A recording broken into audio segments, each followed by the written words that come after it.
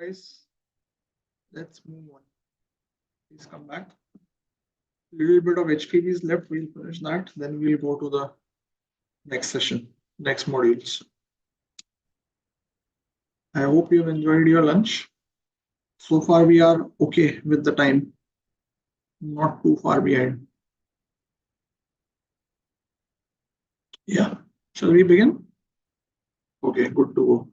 So we did some liver scores, we did some liver diseases, and we did how to investigate bile duct injury and manage it. Now, in a nutshell, what investigations do you do when patient comes with obstructive jaundice? Now, obstructive jaundice has many reasons. The commonest reason for obstructive jaundice will be CVD stones. That is the commonest cause.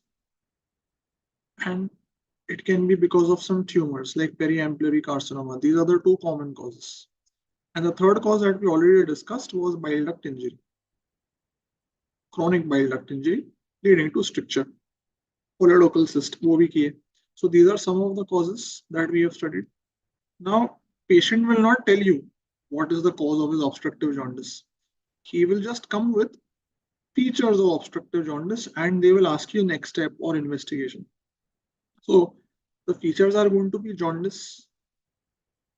Patient may have pruritus. Pruritus means he may be having itching.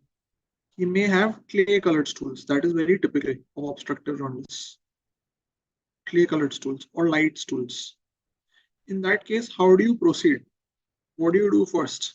So first, you do LFT to confirm it is conjugated bilirubinemia. You do ultrasound abdomen. That will be your starting. That we have done.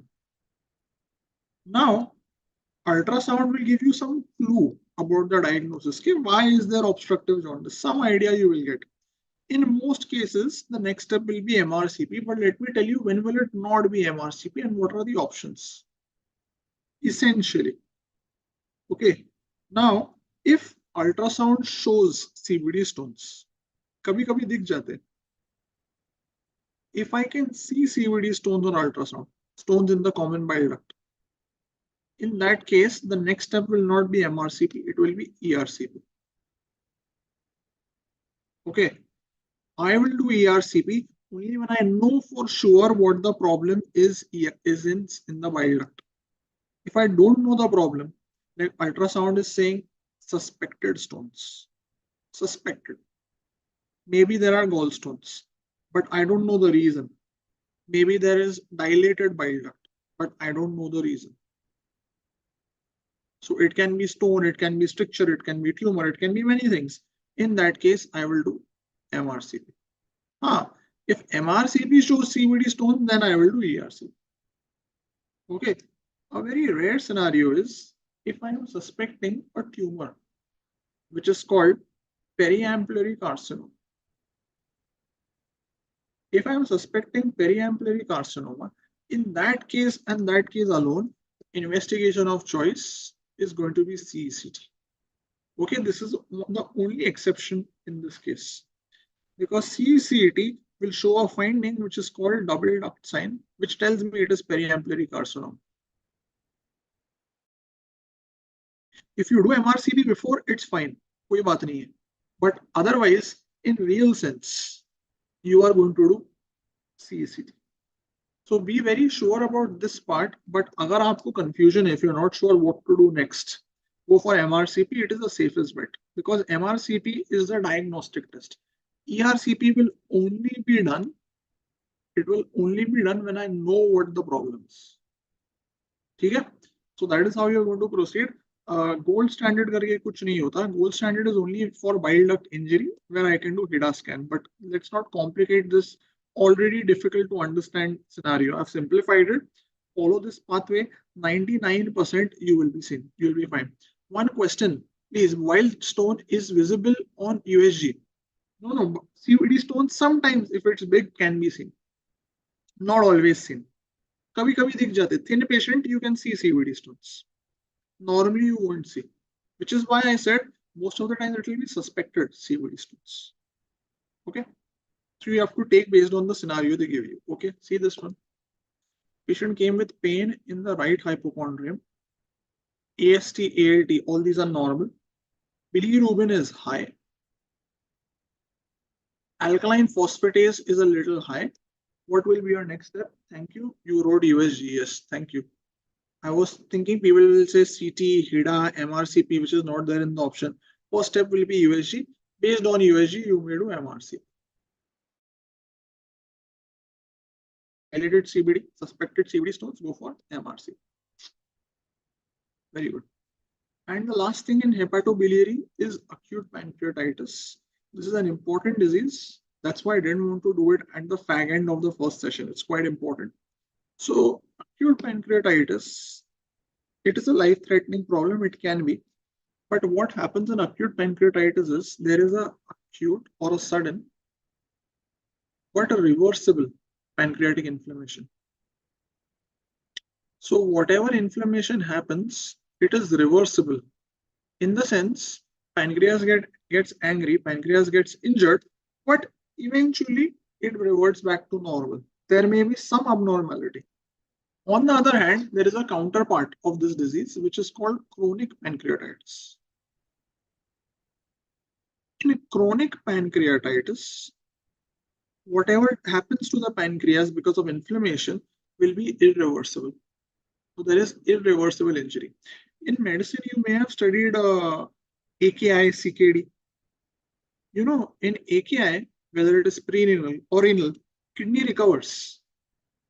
In CKD, how much ever is the damage, it will never recover.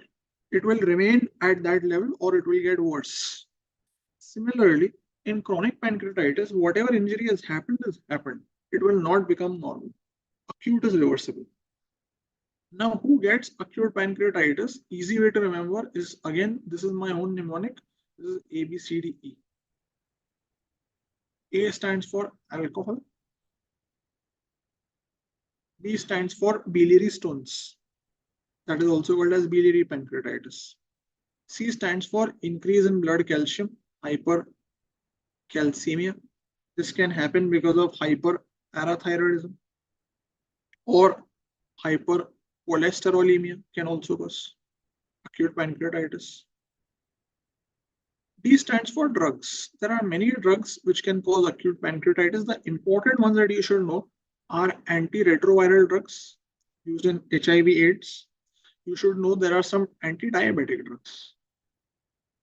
But many drugs are there. Some anti-diabetic drugs can also cause acute pancreatitis. And E, the favorite one of mine, is ERCP. We don't do ERCP in everybody. We do ERCP only when you are sure, because ERCP has a complication, and that is going to be ERCP-induced pancreatitis. It is seen in 1 to 3% of the cases. Right? It is seen in 1 to 3% cases. Okay. So ERCP only when you are sure of the diagnosis. Which of these is the most common cause of acute pancreatitis from this list? Yeah, biliary. This is the most common cause of acute pancreatitis worldwide.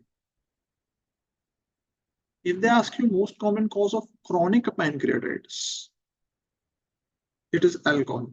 Okay, alcohol is the most common cause of chronic pancreatitis. So these are two different MCQs. Don't mess them up. Now, when I get pancreatitis, pancreas gets inflamed.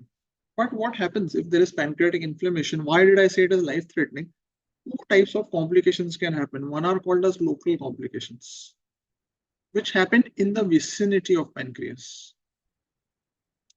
The pancreas lies just behind the stomach, okay, in the retroperitoneum. If it gets inflamed, things can happen around it. This is given by a classification called modified Atlanta classification. And there are two groups of complications. So when the pancreas gets inflamed, okay, it is angry, like how you guys get angry whenever I say anything against your favorite teachers. Same way, pancreas also gets angry. And when pancreas gets angry, it starts spitting venom out, like how you guys give me bad reviews. It happens. So the enzymes start leaking. And they are very powerful enzymes, just like your powerful remarks. You will give me bad remark. You know how students are. So they give ekdam bashing reviews. Sir did this, that. He spoke about this person and that person. And I'm like, okay, I never knew. People did not take my humor well. Okay, fine. So what will happen is the enzymes leak outside the pancreas and they are very powerful. Amylase, lipase. So what will happen is the big people around me will tell me, okay, Dr. Amrit, you better be a little more restrained. Okay, don't act smart. Don't diss people like this. So they will send some fluids to keep me in check. So the fluid will remain where it is. This fluid which is collecting around the pancreas because of spillage, this is called as acute fluid collection. Okay, अभी आप लोग बोल रहे हो favourite, मेरे को उसमें जरा भी विश्वास नहीं है, but ठीक है. So what is acute fluid collection? It is nothing but a fluid collection which contains amylase, it contains lipase, and it is going to be in the vicinity of pancreas. This happens when the enzymes are leaked out. If this fluid collection persists for more than 4 weeks, then it will become organized. So then your views against me get organized and it will become some organized collections. These organized collections are called as acute pseudocyst of pancreas. So what is an acute pseudocyst? It is nothing but an acute fluid collection in the vicinity of pancreas, which persists for more than 4 weeks. So hopefully your ill feelings will not survive for so long. Hopefully they go away. Why is it called pseudocyst? It's because this fluid collection, your poison that you have spilled, is not real. It is imaginary. So this pseudocyst has a wall of inflammation. It does not have a true wall. It is an inflamed wall. It is having an inflammatory lining. All right, that is why it is pseudo. So, sterile is immaterial. It is initially sterile. It is just enzymes with fluids to keep it localized. So initially it only has enzymes and it has some peritoneal secretions, which over time will become a cyst, but the cyst will not have a wall. It will just have an inflammatory lining of granulation tissue. That is called acute pseudocyst. Sometimes when the pancreatitis is very inflamed and it's very aggressive, some part of the pancreas dies. Like some of the people who got dissed, felt very dissed, they got disconnected from me. They will never come for my class ever again. So this dead part of pancreas starts getting collected in these fluid collections. That is called as acute necrotic collection. A necrotic collection is nothing but a fluid collection with some necrosum, some dead part of pancreas. So it is acute fluid collection with necrosis. And if this acute necrotic collection persists for more than 4 weeks, it is going to be called as walled off necrosis. WON, walled off necrosis. All right, these are what are called as the local complications, which are in the vicinity of pancreas. So acute fluid collection, acute pseudocyst, acute necrotic collection, and walled off necrosis. As long as it's in the pancreas and around the pancreas, it's fine. Problem will happen if this fluid collection gets infected or the pancreas gets secondarily infected. So if there is going to be a infection of the pancreas or infection of the necrosum, the people who got disconnected from me, they started spreading like wildfire, So if there is an infected pancreatic necrosum, this will lead to septicemia. So person can come with pancreatitis, he can come with these local complications, or he can come with septicemia.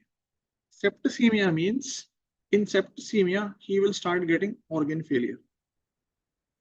So he can have renal failure, he can have respiratory failure, ARDS. Any and every organ can start failing one after the other. Ward of necrosis means it will enter blood flow, or not really. There are some enzymes and it is sealed. There are blood vessels around it.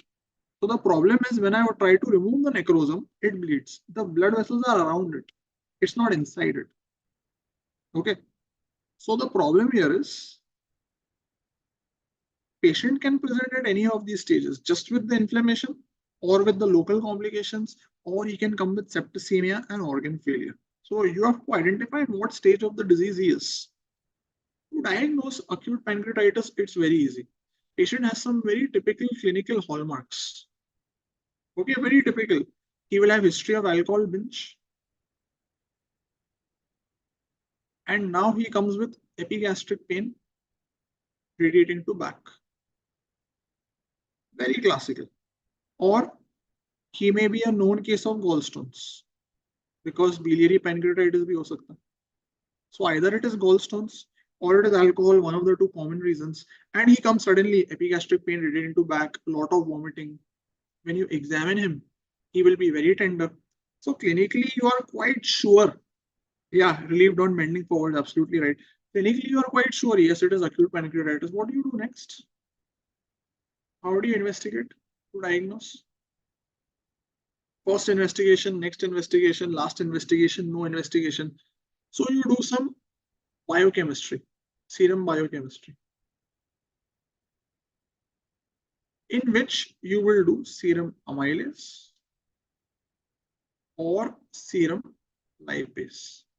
If you have to pick one, go for lipase. It is the most sensitive and specific test. Amylase is not required. We never do amylase. We only do lipase. It is sensitive also. It is specific also. Only problem is it starts rising a little late. Okay, थोड़ा time लगता है. So अगर patient बहुत जल्दी आए, it may be falsely negative, but otherwise no. It is usually elevated. After I get an elevated amylase or lipase, what do I do next? Do I do CT scan? So remember, CCT is not needed for diagnosis. Pancreatitis is a biochemical and clinical diagnosis. Clinical with elevated amylase or lipase is acute pancreatitis. CCT is not needed for diagnosis. It is the investigation of choice, no doubt about it. It will prove pancreatitis beyond doubt, but I don't need it. Okay, nahi zarurat hai. Only if there is a doubt, I do CT. Like person has typical findings, but amylase lipase is normal. Or patient has no clinical findings, but amylase lipase is elevated. ऐसा कुछ हुआ ना, कुछ गड़बड़ हो रहा है, sure नहीं है. He says, I have never had alcohol in my life. Never had. Like how some of you say ना, कभी दारू नहीं पिया है. झूठ है वो, बोलते हैं. अगर ऐसा कुछ डाउट है तो CT करेंगे, otherwise no. CT is going to be done only when I want to know the severity. Because I want to know, is he having all these fluid collections and necrosum? For that, I need CT. That the patient will not tell you. That I don't come to know on examination or on amylase lipase. So, severity, one of the ways of doing the severity is doing CECT. That is called as CT severity index. Okay, when should I do CT? It should be done after 72 hours of symptoms. If I do it too early, I may miss the necrosum. All right. So 72 hours of symptom onset के बाद ही CT करना चाहिए. If I do it in the first or second day of symptoms, it may show too little and it may grow later. So I may underestimate it. So CT tells me severity. The other way of knowing the severity is what is again called as Atlanta classification, modified Atlanta. This is for severity. So इसमें it will categorize the pancreatitis into mild, moderate, and severe. All right. Mild pancreatitis will be no complications. Absolutely. Only elevated amylase lipase, no complications at all. Moderate will be he has local complications, pseudocyst, fluid collection, necrosum, or he has transient organ failure. Okay, transient organ failure. Transient means when he comes to you, he comes with pancreatitis with AKI, acute kidney injury. But when I treat, the creatinine becomes normal, urine output becomes normal within 48 hours. That is called as transient organ failure. And if it is severe pancreatitis, there will be persistent organ failure. So, despite whatever management I do, his pancreatitis functions, his green color upper left lower quadrant. Okay. Is for there is a AKI. If it is there, it does not improve. Creatinine does not improve. So there is a persistent. What all of these local complications are going to be moderate. इसमें से कोई भी हुआ moderate. Organ failure which recovers moderate. Only persistent organ failure is going to be severe. Okay, let's be very clear about this. Fine. So these are the two things nowadays that you use for gauging the severity into mild, moderate, severe. पहले के जमाने में you used to use a score called Ranson score. अभी नहीं करते. And there is one bedside test which is called BICEP score. Okay, BICEP score is a very easy to use score. It's a bedside score. ये भी use कर सकते हैं, पर हमारे लिए जरूरी ये पहले दो. Yeah. So now I come to know whether patient is having mild, moderate, or severe pancreatitis. Solve this question. Someone was saying 2-3 questions came on this topic. Q so far is not for pancreatitis. It is for any severe illness. So patient presents with anorexia. He is alcoholic. Amylase is elevated. What is the most likely diagnosis? Acute pancreatitis. If they ask you what is the next step, what is your answer? What is the next step? Serum lipase. Amylase मिल गया ना elevated. Lipase क्यों चाहिए फिर? What is the next step? CCT. No. Next step will be continue management. And you will do CCT after 3 days. Okay. After 3 days means of onset of symptoms. Whenever symptoms started, uske 3 दिन बाद. So if he has come after 2 days of symptoms, then you will wait for 1 more day. पहली CT मत करना. First start with management. CT after 72 hours. Okay. And the last part is how do you manage acute pancreatitis? If it is mild acute pancreatitis, you do nothing, just medical management. Means all you have to do is give him analgesia, give him antiemetics, no antibiotics also, antiemetics, and tell him to stop drinking. If there are gallstones, do cholecystectomy, and so on and so forth. If it is severe acute pancreatitis, means he's come with organ failure, you have to admit him in ICU, support him, admit in ICU, treat whatever organ is failing, see that the organ failure reverts. And if it doesn't revert, if the organ failure persists, that means he is in septicemia. In that case, you want to know, is there pancreatic infections? So in that case, to show that there is infection of pancreas, you will do CCT to look for air in pancreatic necrosum. If I say air in pancreatic necrosum, that means the pancreatic necrosum is infected.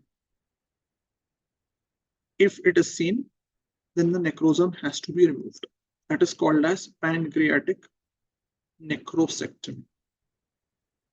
Okay, pancreatic necrosectomy. Fine. So this is only going to be required if I have proof that there is a pancreatic necrosum which is infected. Right? Otherwise, nothing to be done. Otherwise, it will get managed medically. Pancreatitis is a medical disease. Surgical role is very limited. Normally, surgery नहीं करनी पड़ती. Okay. Only if the cause of pancreatitis is gallstones, I will do lap cholecystectomy later. If he has gallstones as the cause of pancreatitis, you do lap chole. So let the pancreatitis resolve, and before you discharge him, do a lap chole, jate jate, and you discharge him. Patient will be happy, you will be happier. You means surgeon will be happier कि उसका तुमने थोड़ा bill बढ़ा दिया. Whipples is not for pancreatitis. Whipples is for periampullary carcinoma. Okay, ये जो हमने obstructive jaundice में पढ़ा था ना, उसमें करते हैं tumors, periampullary carcinoma. This if I see on CT scan, na, I will do Whipples procedure. All right. So that is all that you need to know about hepatobiliary. We have covered many things in GIT and hepatobiliary, like quite a bit in this little amount of time. Quite a few of those things were difficult also. So now we move on to the next part, the next phase, right? That is going to be the fun part, the part which everybody likes. First is to resuscitate or biochem. If he is having deranged vitals, then obviously resuscitate. Right? If he is having deranged vitals, then obviously you are going to resuscitate. Goes without saying. And biochem तो आप उसी दौरान send करके भेज दो. It will take some time, 30 minutes to 1 hour for amylase or lipase to come. Time लगेगा. तब तक resuscitate तो करोगे. Octreotide has no role in acute pancreatitis. And antibiotics are only given in moderate or severe acute pancreatitis. No total pancreatectomy. Please don't do total pancreatectomy. If patient needs pancreas to live, then you'll have to do pancreatic transplant. Okay, so don't do total pancreatectomy. You cannot live without it. It's not like gallbladder or spleen. You need it. Right? Okay, sir. Okay. चलो आगे बढ़े अभी. Let's move on. College में कितना गलत पढ़ा. Don't blame the college. Blame your lack of curiosity, no? Why didn't you think? If you want Whipple, you ask me in the end. Okay? Because I don't feel they will ask you details about Whipple. I can explain it in the end if you. End means end of the day. So Manoj, you have to wait for end of the day. I will give you Whipple. No problem. Whipple and Goodzol if you want.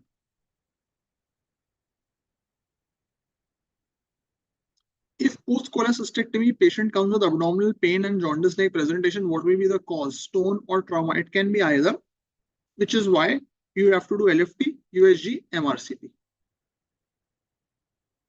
है ना? तो उससे पता चल जाएगा, is it a stricture bile duct injury or is it a slipped CBD stone? And में कुछ नहीं जमा होने वाला. Yeah, cause was asked nahi na.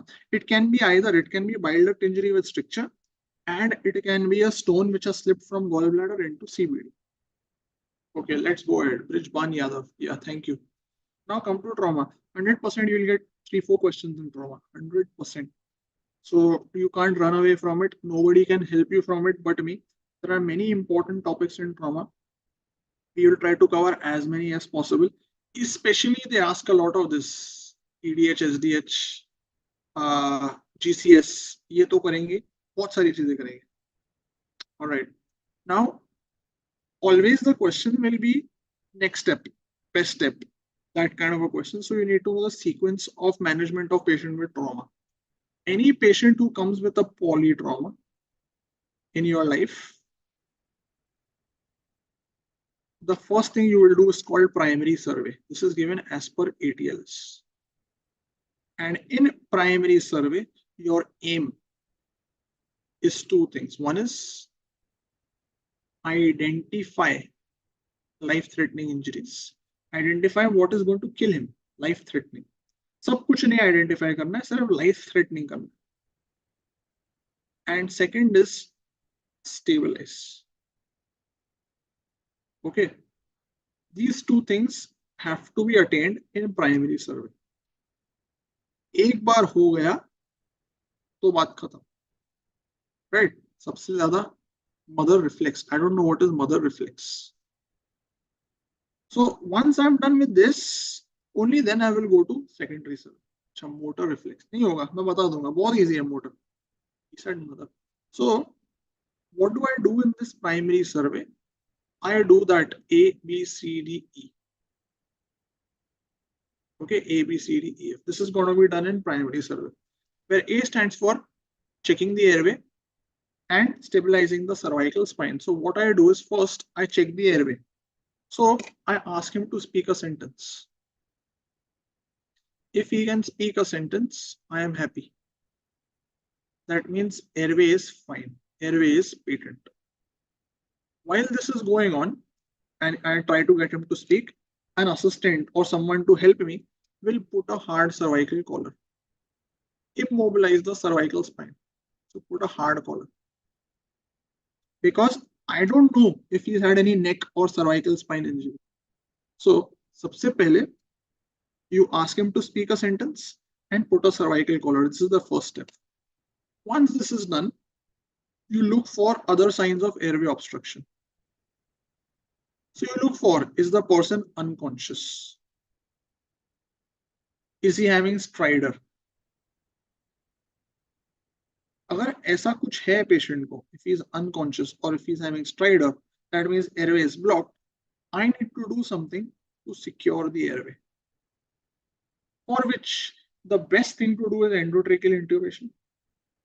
That is the ideal.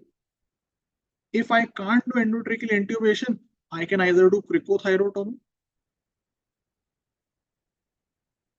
or I can do tracheostomy. Right? But till I don't check his airway, I cannot move to breathing. Okay, so assess airway, immobilize cervical spine. If there is an obstructed airway, secure the airway. That is your A. So there are three things you are doing.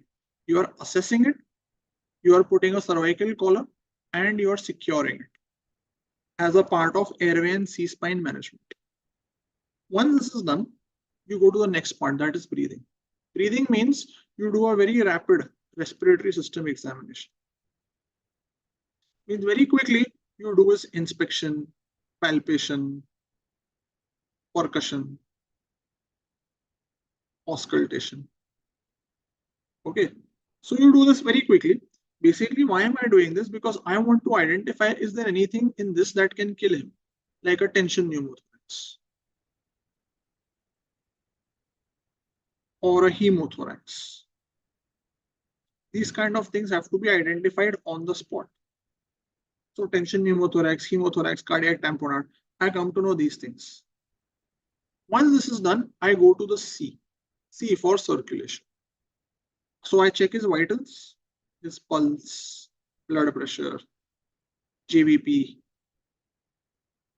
If they are very deranged, pulse very high, BP very low, I put two IV lines, at least 18 gauge.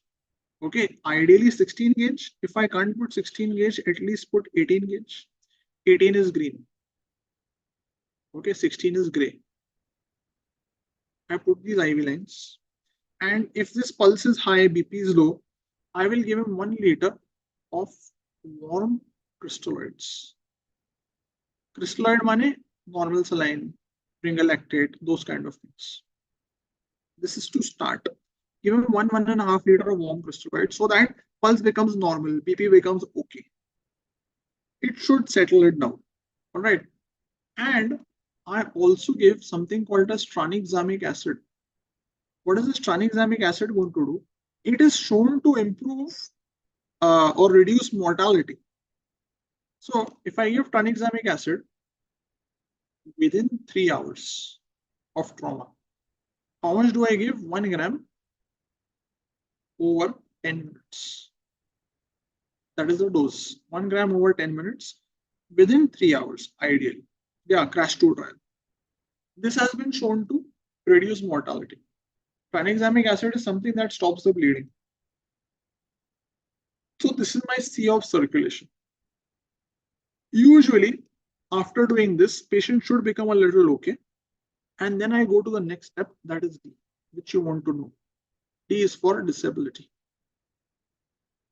And in disability, I check two things. One is GCS, Glasgow Coma Scale, and pupils. If they are deranged, it tells me patient has a neurological injury. Before I go to GCS, I have one question. Is it necessary for me to go as ABCD? Can I, if I feel he's having chest trauma, can I do breathing first? If I feel he has head injury, can I do disability first? Or I should always go as ABCD only? ऐसा कुछ rule है क्या? No. Yes, no. So, okay. Why? Always. No, it's not most severe. I always go in this order because understand airway obstruction will kill him the fastest. It takes the least time to death. He will die within seconds to minutes. Breathing problems will kill him second fastest. Circulatory problems third fastest. Head injury fourth. So this ABCDE is going in this order because it takes the least time to death. It's not how child learns ABCD, let's do ABCD. That is the time it takes to kill. So if they ask you a question, which takes the least time to death? Airway obstruction, followed by tension pneumothorax, followed by hemoperitoneum, followed by EDH. Okay, that's how it works. Next step is intubation or cervical collar. See, to intubate, I have to extend. If I don't extend his neck, how do I intubate? I can't move his neck till the cervical spine is stabilized. So first will be cervical spine, then will be intubation. So first, this is what you do. First ask him to speak, then put a cervical collar, then secure the airway. This is the actual order. So airway assessment, cervical spine immobilization, followed by airway securing. Any airway maneuver that you are going to do will only be done once the cervical spine is stabilized. Fine, let's be very clear about it. Now, what is this GCS? GCS is a score where I look at three responses: best eye-opening response, best verbal response, best motor response. Best eye-opening means it goes better to worse. Okay, so E4 is when his eye-opening is spontaneous. Like how some of your eye-opening was spontaneous in the morning. E3 is when I call out to you. Like when I will call out. So maybe right now it's possible that Abhishek Kumar is sleeping. But when I call out to him, suddenly he opens his eyes. Right? So that is going to be verbal response. It is possible that Oppenheimer is going to sleep, and even if I call out to him, he will not respond. But when I give him a pinch, so eye opening on pain, painful stimulus, that is going to be E2, and E1 is no eye opening. जो लोग थक गए, पक गए, चले गए, eye opening बात खत्म, bomb already है. So this is the eye opening response. If I can't check the eye opening, because see, some of you are not in front of me, na? So how do I know if patient has trauma and his eyes are injured, his eyes are covered, bandaged, and I can't check the eye opening? I will not call it E0. I will call it ENT. NT means non-testable. Okay. So if Oppenheimer stops replying, I don't know whether it is E0 or is ENT. It could be NT also. NT means non-testable. Then you come to verbal response. I ask a question, you give the correct answer. That means you are oriented.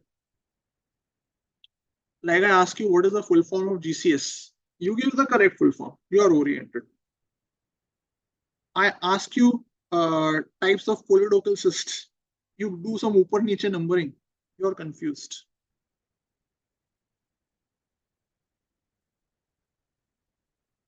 I ask you amylase or lipase. You are like, what the hell is this? Why do I even need to know this? You are going to speak inappropriate words. Gali dena, inappropriate words. The key word is there are words. If you speak words, it is V3. V2 is you are only making sounds, and V1 there is no response. Okay, तो ये हो गया verbal, ये भी easy है. Motor, mother, okay, which जो आपको शायद थोड़ा confusing लगा, easy बताऊंगा. गाना गा रहे हो आप लोग, like गोलमाल, गोलमाल में होता है ना वो, वैसे हो गए आप लोग, making sounds. Yeah, गोलमाल देखिए ना. Yeah, ET2 non-testable. It holds good for all of these. Now, M6 is not he is moving his limbs. You may be moving your limbs right now, but that does not mean your motor response is 6. If I ask you to raise your hand and you raise that hand, that is called as M6. M6 means obeys commands. जो आप लोग कभी नहीं करते हो, none of you are M6. But yeah, M6 is obeys commands. But if you don't obey command and I want to elicit a response, I will give you some hurtful stimulus. I'll put some chundi mundi penuga. If I pinch you and you try to hold my hand or you try to push my hand out, you are localizing pain. Localizing pain means going towards the stimulus. As your motor function reduces, when I pinch you, instead of you holding my hand and pushing it away, you go take your shoulder away. That is called as withdrawing to pain. You are running away. That is called as withdrawing to pain. It's also called as normal flexion response. That is the other name, normal flexion. But if your CNS is very poor and I pinch you, instead of even taking your hand away, your whole body goes away. The whole body goes in flexion. That is called as abnormal flexion response. Also called as decorticate response. Means your cortex is gone. The gray matter is gone. आप लोगों का short शायद already चले गया हो. It's possible. So decorticate means gray matter is gone. If only white matter is there, it's still okay. Problem is if even white matter goes, that will be called as abnormal extension. So when I pinch you, instead of going full body inflection, full body goes in extension. सोने की तैयारी शायद हो रही हो. That is called as decerebrate. And last one is no response. All right. And in any of these, if you get two responses, like on one side you are localizing, on other side you are withdrawing. So on one side you are getting M5, other side you are getting M4. You always take the higher response. Okay. You always take the higher response. That is why it is best eye-opening verbal motor. Okay. Best eye-opening, best verbal, best motor. Confusion comes only in this part. If I pinch, you hold my hand, or if I pinch, you try to push my hand away, means you are going towards the stimulus. That will be localizing pain. If I pinch, you take your shoulder away, or on the other side, only that part moves, but away, withdraws to pain. But if I pinch, full body flexes to go away from the response. That is abnormal flexion. Full body क्यों flex होनी चाहिए? अगर मैं आपको, if I want to give you a ताली, तो आप पूरी body थोड़ी आगे लाओगे. You'll just bring your hand. That is abnormal response. And they are seen at a very lower degree of cranial control. Sir, will they ask GC as an exam? Okay, see this. Will they ask me? Will they asked? Not will they. They have asked, unfortunately.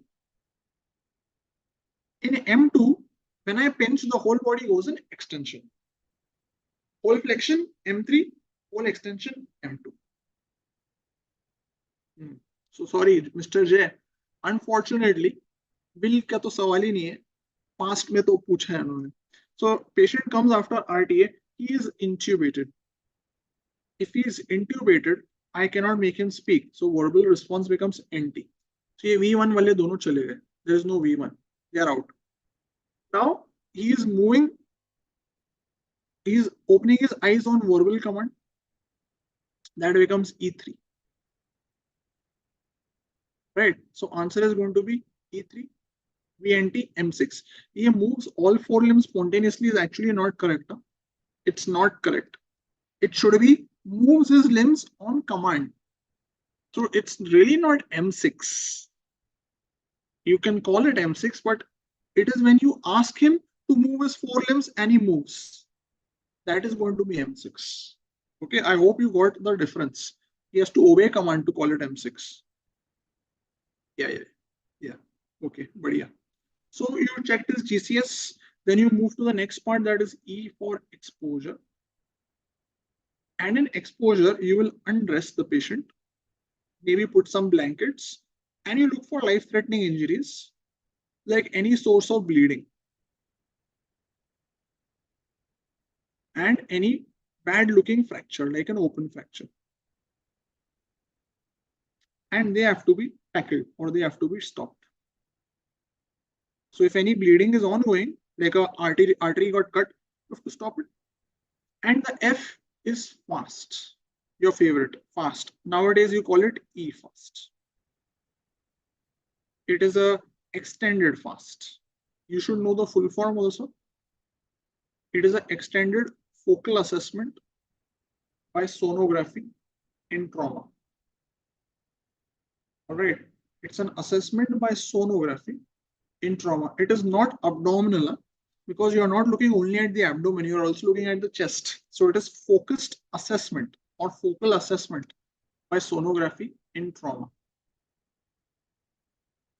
So what do you do in this focal or focused assessment? It is a bedside ultrasound. This can be done in unstable patients because it's a part of primary survey. Primary survey means if patient is unstable, you can still do these things. It can be done in unstable patient, just have to do ultrasound. You start off with these four regions: epigastrium, right flank, left flank, pelvis. What are you looking for in the first probe, epigastric probe? You're looking for pericardial fluid. So it is the pericardial probe. It is looking for pericardial fluid. If there's pericardial fluid in trauma, maybe a person has cardiac tamponade. That is what I think. In the second probe and in the third probe, you're looking at free fluid in the flanks. So in the right side, it can be from liver, it can be from right kidney. Left side, it can be spleen or left kidney. And the fourth is in the pelvis. You're looking for pelvic free fluid. This is your normal fast. It is not telling me the exact site. It is telling me approximately where the fluid is. And yeah, some of you are giving some correct things, but before that, nowadays you do extension, means you also check the thorax. So in 5 and 6, you are looking for hemothorax and pneumothorax. In addition, air in the pleura and fluid in the pleural space. In setting of trauma, it will be this. Now, what will be missed on fast, or what are the drawbacks? This can come in the question. This has been asked before, not in FMG, but in INICET. If the fluid is less than 100 ml, it may be missed because the sensitivity of fast is for at least 100 ml. So if the fluid is less, it may be missed. It will miss if the bleeding is in the retroperitoneum. So retroperitoneal hematoma, unfortunately, it won't see. Why does someone get retroperitoneal hematoma? What is the reason for retroperitoneal hematoma?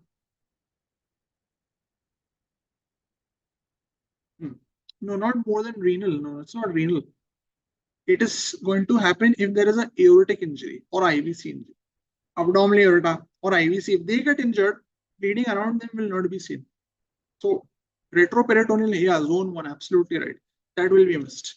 It will not tell you whether there is pneumoperitoneum. Air will be missed. So pneumoperitoneum it will not see. It will not tell you the exact site of injury. Okay. It will only tell you, yes, there is free fluid or not. It will not tell you whether the fluid is blood or whether the fluid is bile or feces. What has leaked? That also it will not tell you. So, though it is a very easy to do bedside test, it will not tell you what the problem is. Spleen is not retroperitoneal, spleen is intraperitoneal. Okay, Yogesh, unfortunately. How on pneumothorax? There is that sign.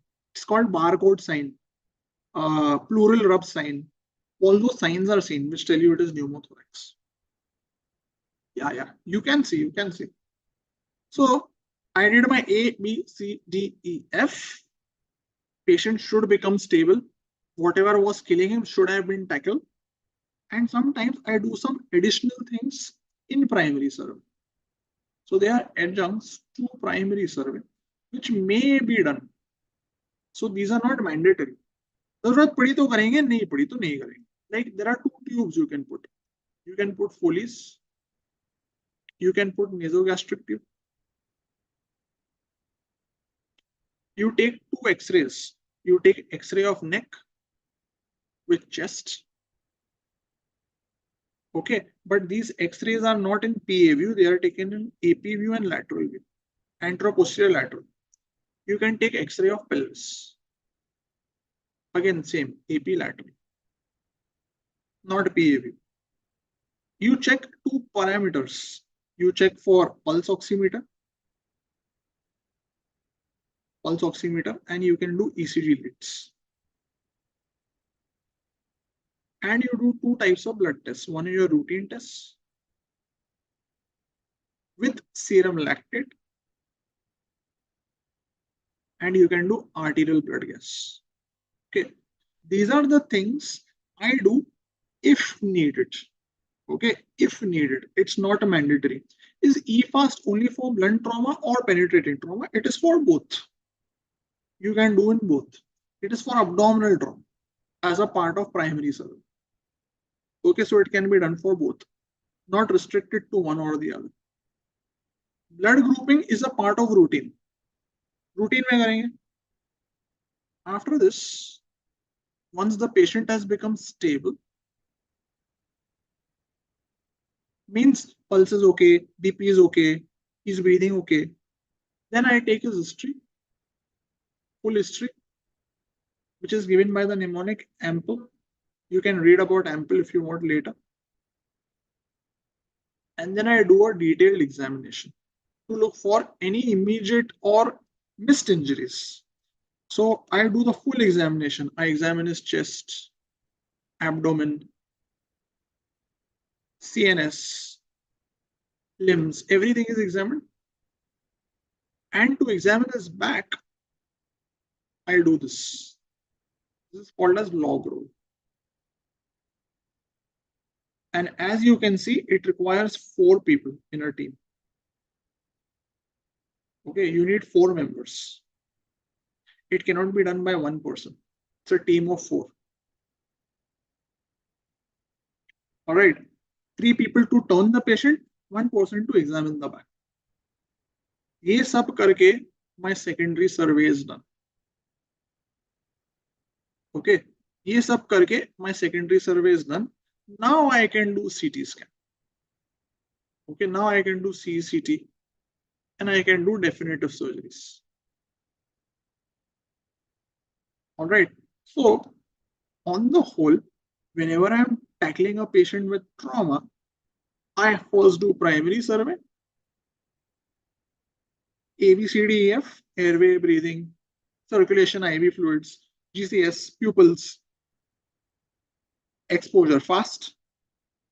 Once he's stabilized, I do secondary survey, history examination, then do CT, and then depending on what I get in CT, I do definitive care. This is the pathway at any stage if they ask you. At any stage if they ask you, what is the next step? You have to follow this part. Fine. Okay, answer this. FMGE December 2021. Patient with alleged history of RTA. Yeah. So at the time, SB pulse is high. Next step, please don't do CT. Obviously not MRI and trauma. Chest X-ray will not help me in this case. The investigation of choice in unstable is going to be fast. Investigation of choice in unstable is going to be fast. CT only if he is stable. That means CT will be done after secondary surgery, not in primary surgery. Right? Only in secondary surgery. So ये हो गया आपका एक general approach to trauma. Now nowadays they are asking a lot in FMG are certain types of chest traumas. I'll tell you the important ones, what they will ask you, what you should do in a very easy way. But first understand that in chest trauma, there are 12 injuries divided into two halves. What will kill him immediately? What will kill him after some time? And what are the important ones in immediate? You have airway obstruction, obviously. That is the number one, which you check in airway assessment. Then the other important one is tension pneumothorax, cardiac tamponade,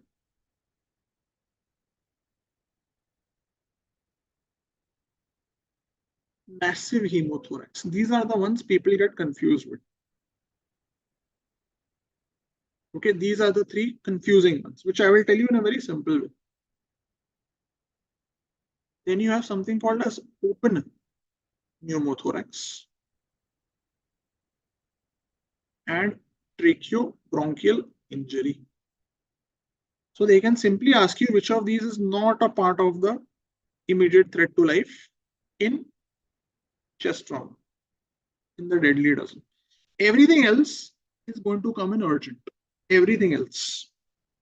So बाकी चीजें आएगी like aortic injury, lung contusion, myocardial contusion, lung contusion, myocardial contusion, esophageal injury, diaphragmatic injury,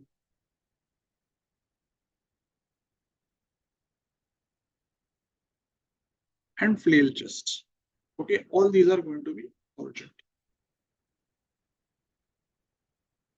So they are not going to kill him ASAP. They will take a little time. Yeah, heart can get contused if there is a blow from the top, but it won't kill him immediately. Cardiac tamponade will kill him. So I will explain what these all are. The ones that will confuse you, the ones that will come in exam, and the ones which will come in your real life also, if at all. So these are the three which you should be able to segregate because they will feature and they are the confusing ones. ये बाकी सारे जो है ना वो आपको investigation पे मिल जाएंगे. Now what happens in tension pneumothorax? In tension pneumothorax, if this is the lung is surrounded by a pleura on the surface. This is called the visceral pleura. तो लंग के ऊपर प्लूरा होती है. But there is also a pleura on the chest wall, ribs के नीचे. There is a pleura here also on the chest wall. And this will, maybe this is the skin. Chalo. If someone stabs you, if you get a stab like this, and the pleura tears over you. So when the pleura will tear, you get a pneumothorax. Why do you get a pneumothorax? Because when he breathes in, he takes an inspiration. The air comes from the environment through this gap into the pleural space. So he gets a pneumothorax when he breathes in. But when he breathes out, normally the air should also go out. But you can see there is a flap. This wound that is there, it's like a flap. Aisa wound.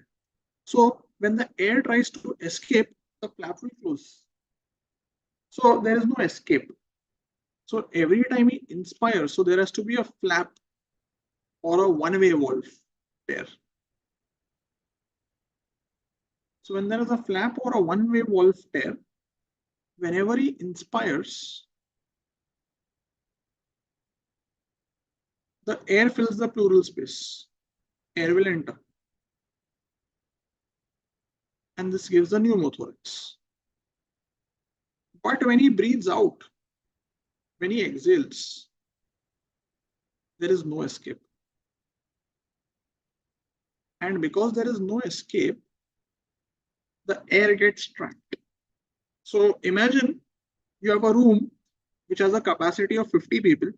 First 10 people come, nobody goes out. Another 10 people come, 20 people come, 30 people come, 40, 50. So the air keeps building.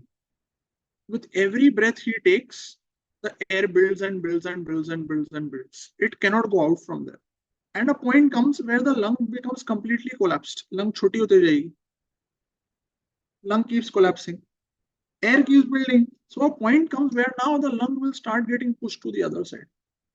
It will go to the opposite side. This is called as mediastinal shift. So there is going to be a mediastinal shift. And because of this mediastinal shift, in between in the mediastinum, you have the SVC draining into the heart. The SVC will get compressed. And because of SVC compression, heart will stop filling. The venous return will reduce. You get what is called as obstructive. So what is the problem? Obstructive shock. Why? SVC is compressed. If SVC is compressed, blood will only come from IVC. Reduced venous return, reduced cardiac output, obstructive shock. So person dies of this in tension pneumothorax. He dies of obstructive shock.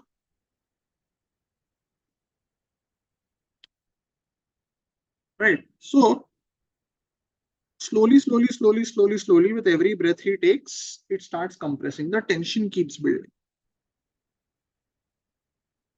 How will you diagnose this? It's a clinical diagnosis.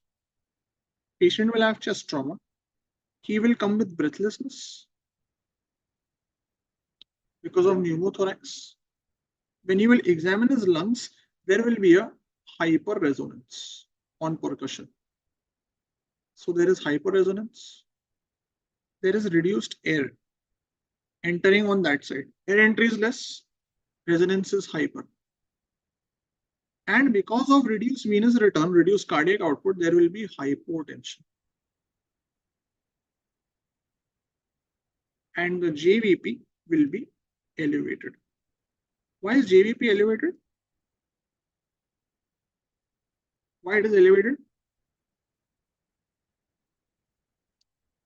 Cannot go because the SVC is compressed. If SVC is compressed, the neck veins will become prominent. So the hallmark findings here are going to be reduced air entry, hyperresonance, hypotension, and increased JVP. So clinically, I come to know it's a tension pneumothorax. What is the first step? First step will be to put a needle, broad needle, in the fifth intercostal space, in the triangle of safety. That is the first step. So it has to be put in the fifth space in the anterior to mid axillary line in the triangle of safety. So what I do is I take a moti needle, big needle, and I puncture it like this. So now what will happen is when he breathes in, air enters, but when he breathes out, air can escape. And because the air can escape, the tension will go, not the pneumothorax. The obstructive shock will go, not the pneumothorax. Pneumothorax is there, but it will not keep pushing. It will take away the tension. This is called as needle decompression. Where do you put it? Triangle of safety. After this is done, patient will become a little okay. His pulse will improve, his JVP will reduce, he'll be all right. Then you do chest X-ray to confirm. And after you do chest X-ray, you put an intercostal brain. This one. This is the treatment of choice, ICD. All right. आगे बात समझ में? Tension pneumothorax. After this, why will we put ICD? Because there is a stab or there is a pleural breach, there is a pneumothorax. If you don't put ICD, where will the pneumothorax go? Right. So pneumothorax ka treatment is ICD. Tension ka treatment is needle. So needle for some time. Needle is not going to be put forever. This will only be there till you do X-ray and put ICD. Once you put ICD, you can remove the needle. Yeah. Air is escaped, but air will enter also from the needle. It's two ways. So pneumothorax will not go away. You put a needle in your pleura, see what happens. Air will enter also, it can escape also. But some pneumothorax will be there. So you have to put ICD. The other one is cardiac tamponade. This is quite easy to understand. I don't think this should bother you too much. In cardiac tamponade, something similar happens. There is an acute blood collection.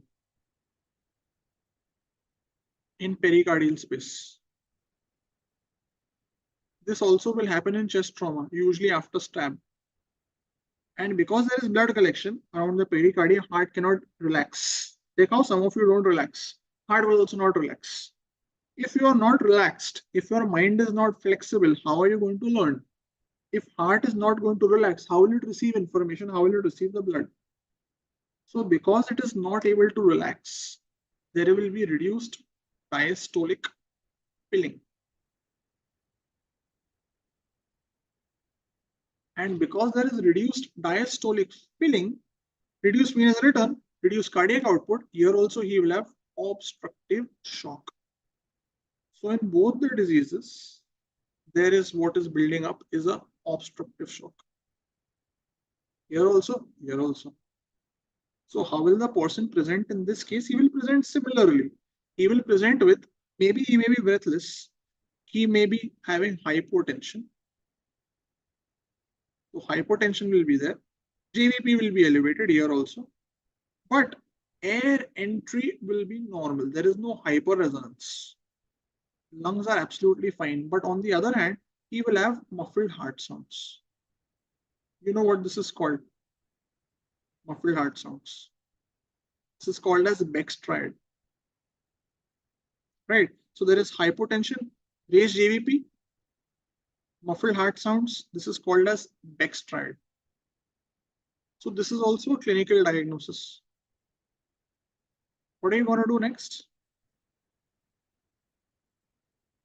अब क्या करोगे? You got Beck's triad. Yeah, please don't do pericardiocentesis. Okay, that's not the answer. You are going to confirm the diagnosis by doing E-fast. So here the next step is going to be E-fast. इसलिए तो E-fast बनाया है. It is the investigation of choice in unstable patient. क्यों है इसी के लिए? Pericardial fluid, even in an unstable patient. So this first probe will tell you cardiac tamponade. And once I get the diagnosis, I have two choices. One is called pericardiocentesis, means put a needle and drain the blood out to reduce the tamponade. Second is thoracotomy. If both are given in the options, your answer will be thoracotomy. Okay, let's be very clear. I will say it again. If both are given in the options, answer is thoracotomy. If only one of them is in the option, then go for that. All right. Between the two, thoracotomy is the treatment of choice. Thoracotomy is the next step, not pericardiocentesis. Because blood is very thick, it will clot. You put the needle, it won't aspirate. And you aspirate, it will collect again. So Paley has clearly said, no need for doing time pass with pericardiocentesis. But in case it is not there in the option, then you go for pericardiocentesis. Right? So you see here also you got the same thing, hypotension, raised GVP. Here also you got hypotension, raised GVP. But here lungs had a problem. Your air entry is normal. So look for this. Air entry normal, hyperresonance to differentiate the two. The third one is very different. It's not really going to confuse you. That is massive hemothorax. If a major artery is cut because of chest trauma, like a bleeding from internal mammary artery or intercostal artery. So if there is bleeding from intercostal artery or internal mammary artery in the pleural space. So what will happen is there is too much of bleeding, usually more than 1500 ml of bleeding.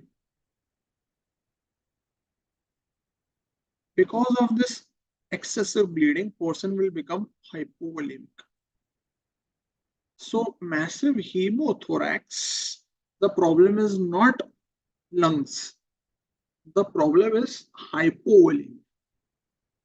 Why do we not do E-fast in tension pneumothorax? You can do.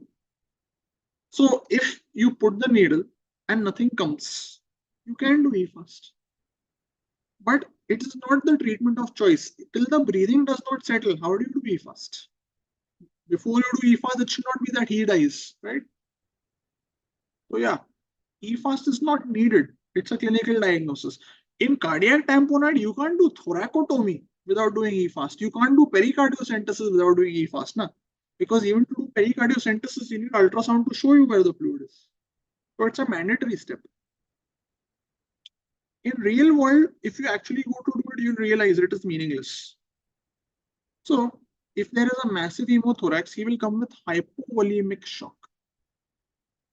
So when I'm going to examine him, here also there will be reduced air entry because of the hemothorax.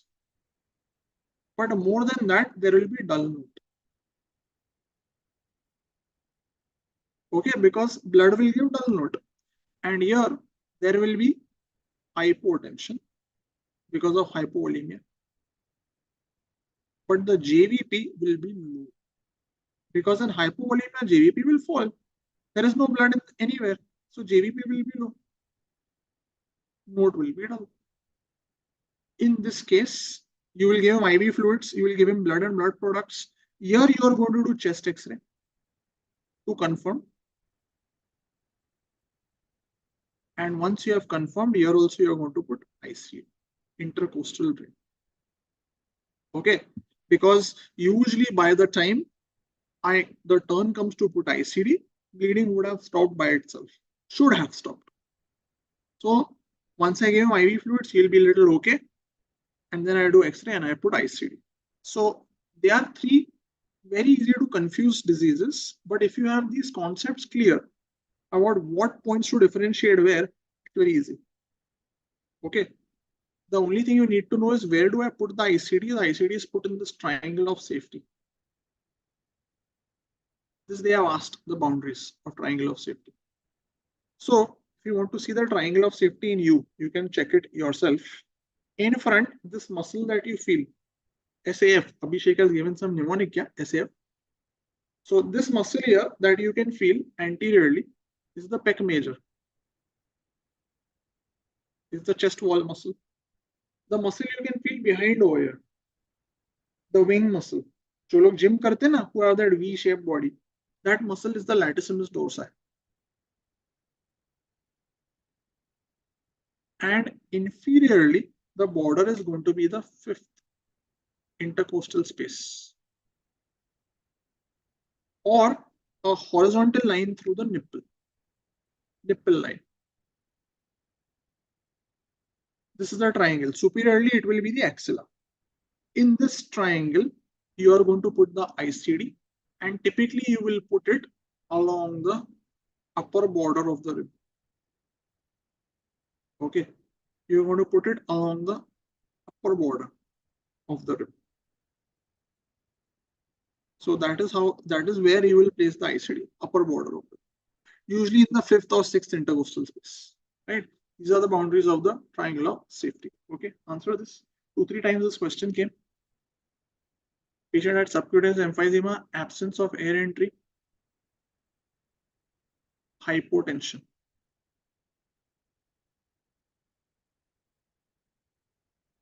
Okay, so whenever you see this subcutaneous emphysema, it means some major bronchus has been injured. It is typically seen in tracheobronchial injury. Typically, that's where you get subcutaneous emphysema. And there is absence of air entry, means it's a tension pneumothorax. So the next step is going to be needle decompression. All right, the fact that he's having hypotension and he's having pneumothorax means it is a tension pneumothorax. So best step will be needle decompression. After that, you will put ICD. Okay, so that was about chest trauma.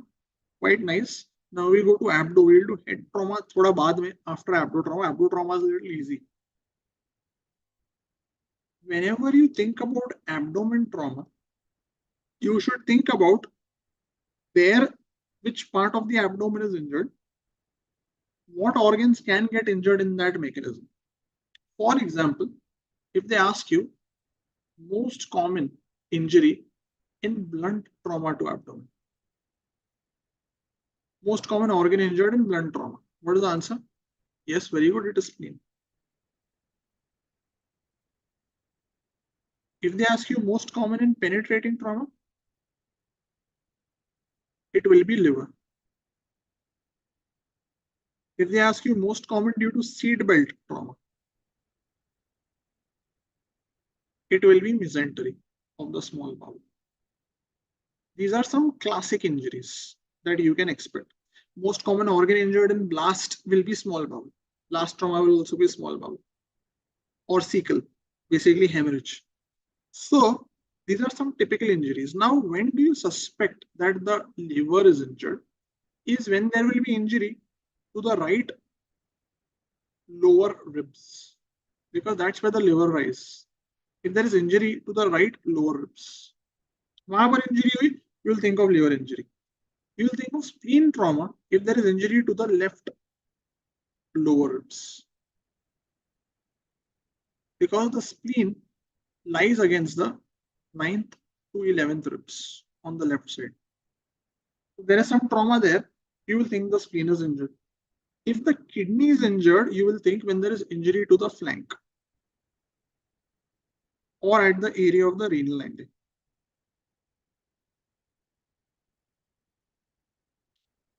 When liver is injured, there is no typical clinical finding. But when the spleen gets injured, you get two signs. One is called balance sign. You should know the names. There is a balance sign and there is a care sign.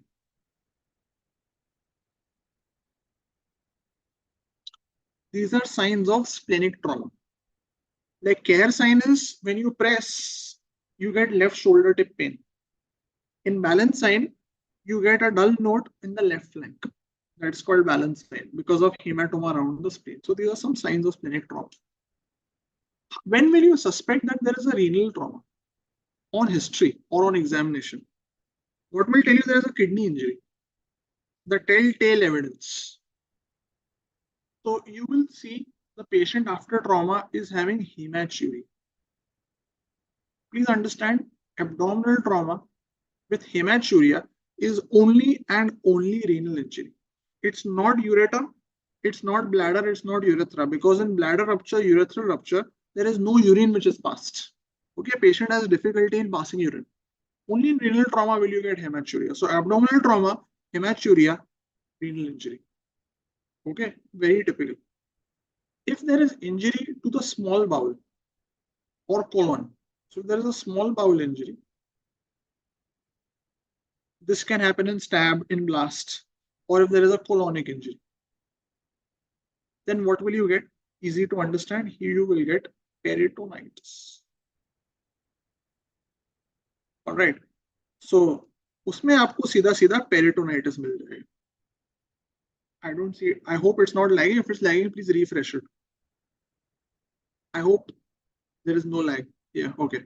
So when they give you a scenario on abdominal trauma, they will tell you clearly which organ should you suspect is injured. Now, whenever there is a trauma, patient can present in two ways.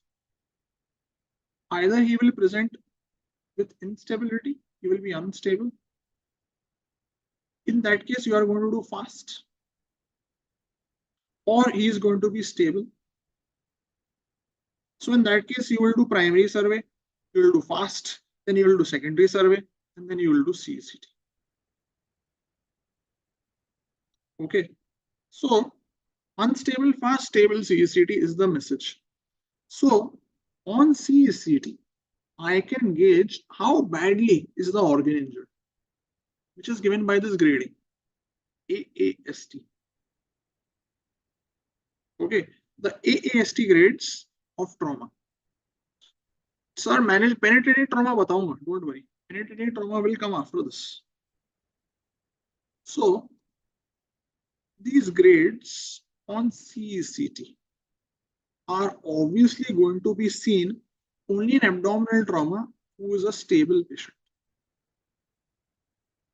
Because unstable, no CT. Unstable, fast positive surgery. No. Abdomen trauma, to come to know, I have to do secondary survey. Na? So before secondary survey, I will do primary survey. So in primary survey, I will do fast. Don't get confused in this. Fast is a part of primary survey. At that stage, I don't know how bad is his abdominal injury. So these gradings that you can read if you wish are only in context of stable patients. And you come to know how badly is the spleen injured. Is it grade 1, 2, 3, 4, 5? Or how badly is the liver injured? Grade 1, 2, 3, 4, 5, 6. Liver has 6 grades. And in kidney also there are 5 grades. So I get an idea of what is the grade of injury in liver, spleen, kidney injuries if they are injured. Based on this, I decide the management. So question will not come on these grades. Question will come on management. This is the most important slide.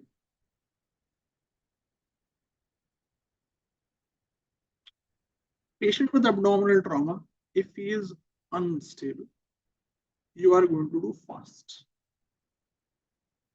And fast should be positive, really speaking. You will do surgery.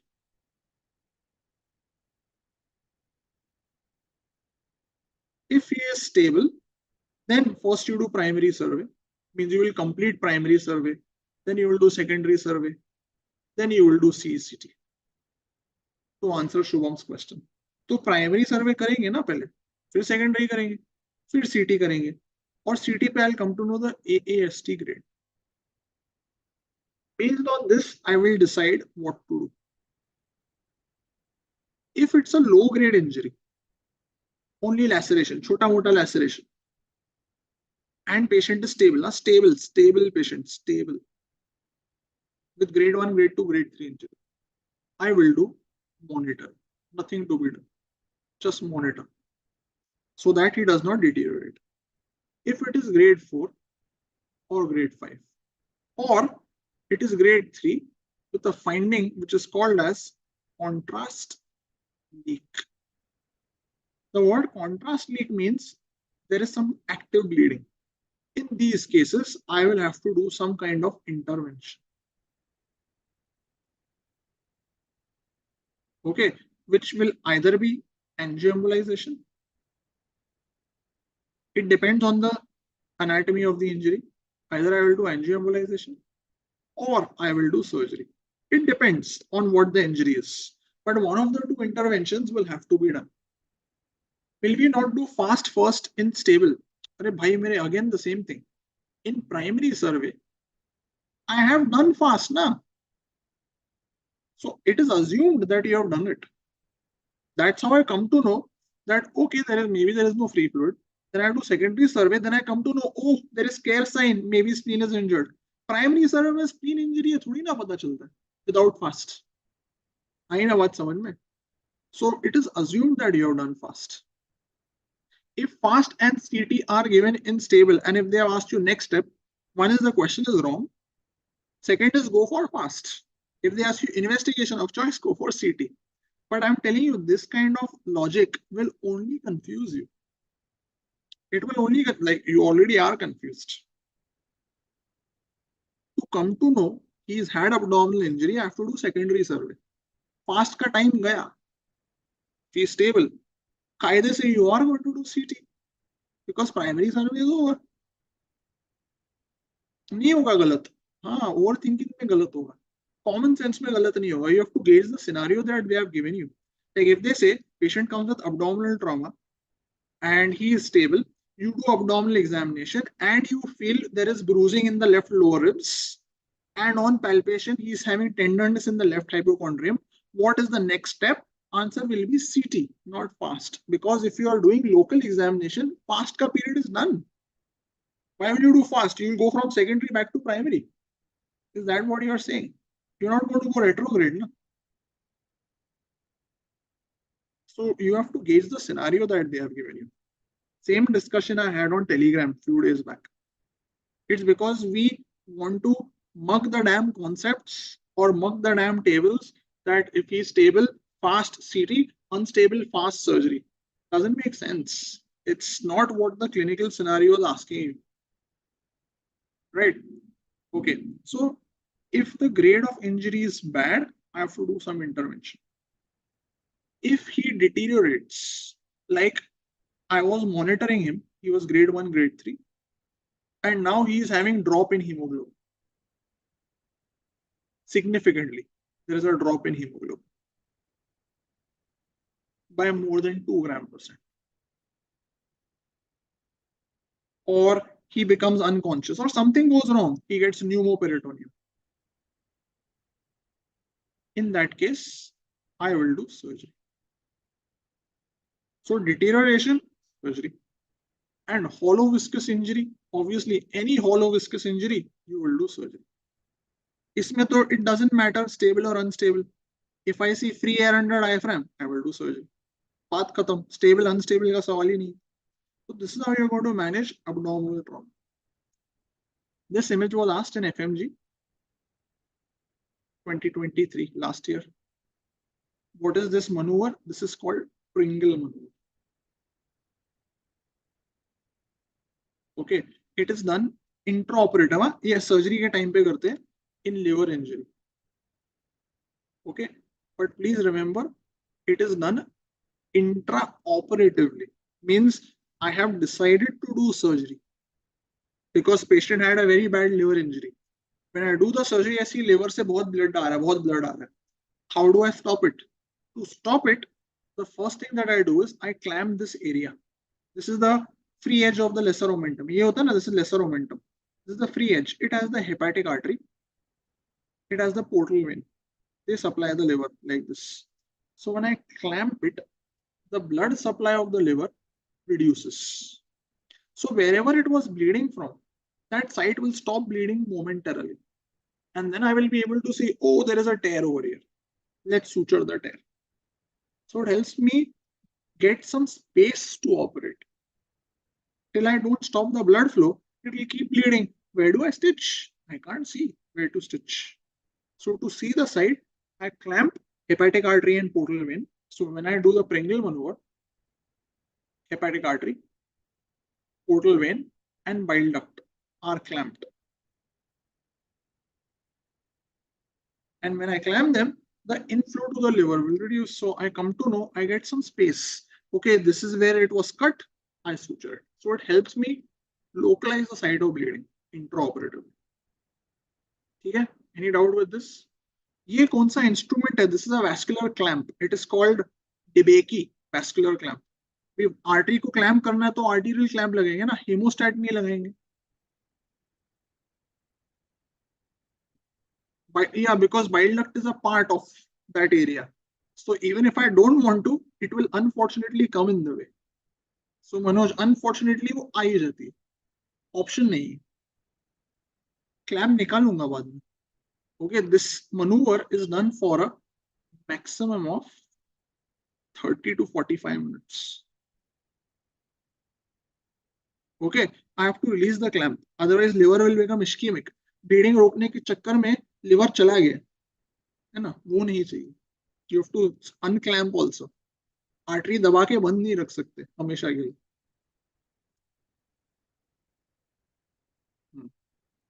Okay, and one more topic. Yeah, okay, answer this. Then there is one more topic that is left that we will do.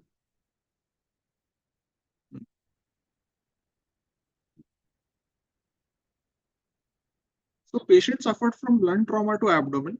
He was brought to ER. He is unstable.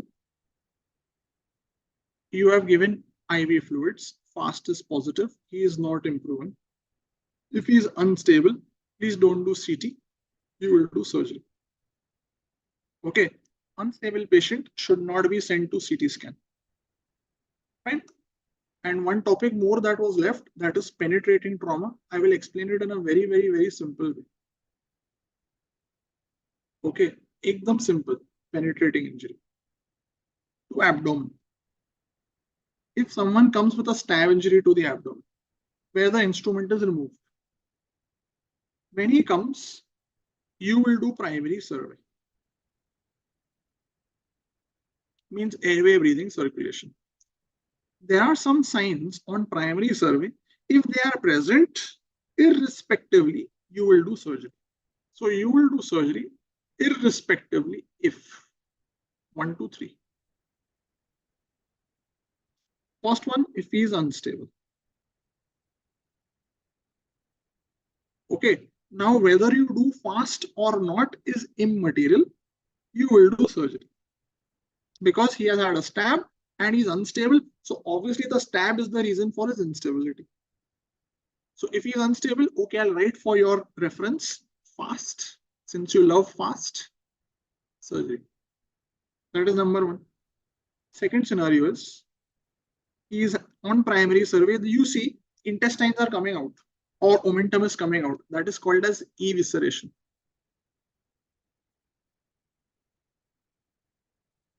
इसमें fast मत करना surgery.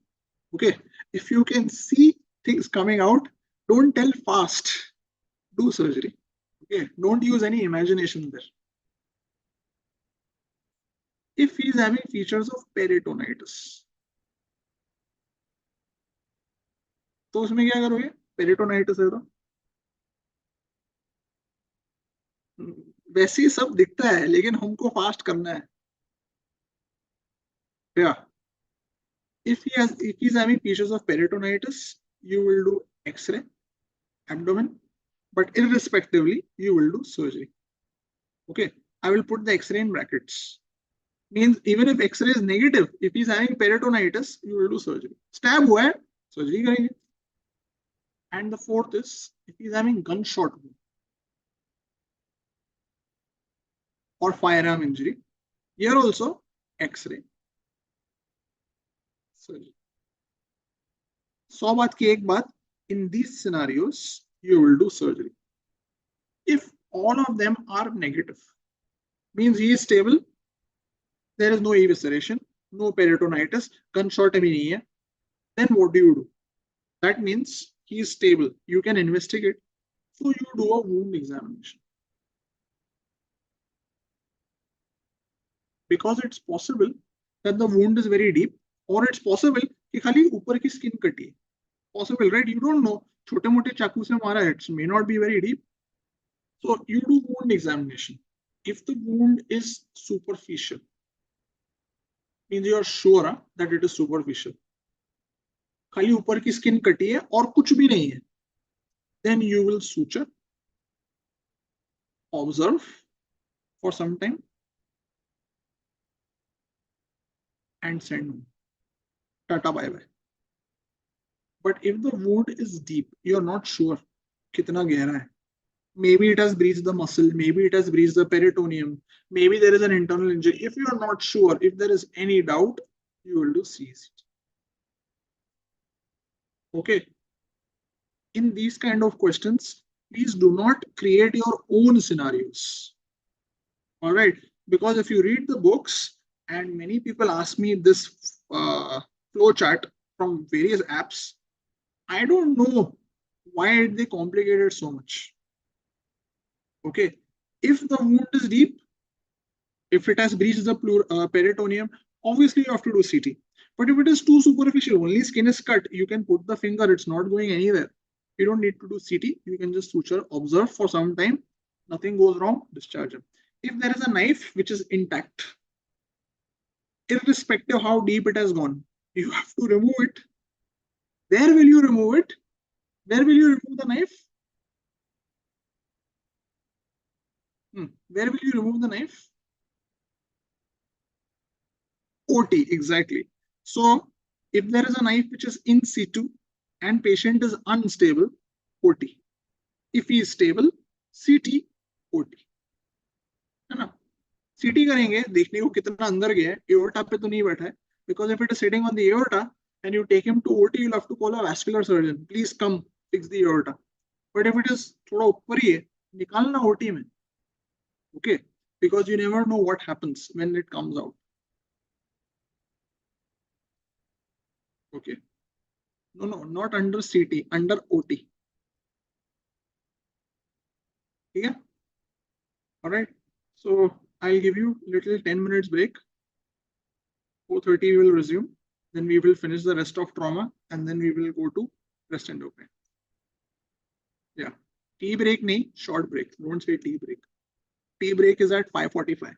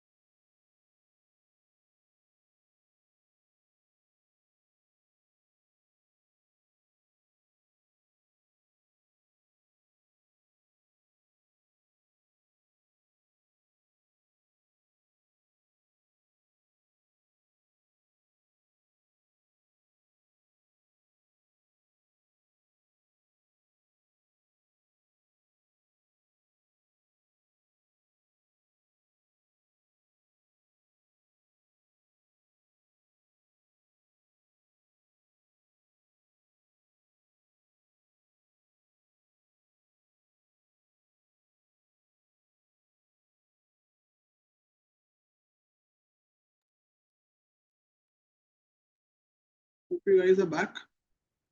Let's move on. Hope you had your sutta break.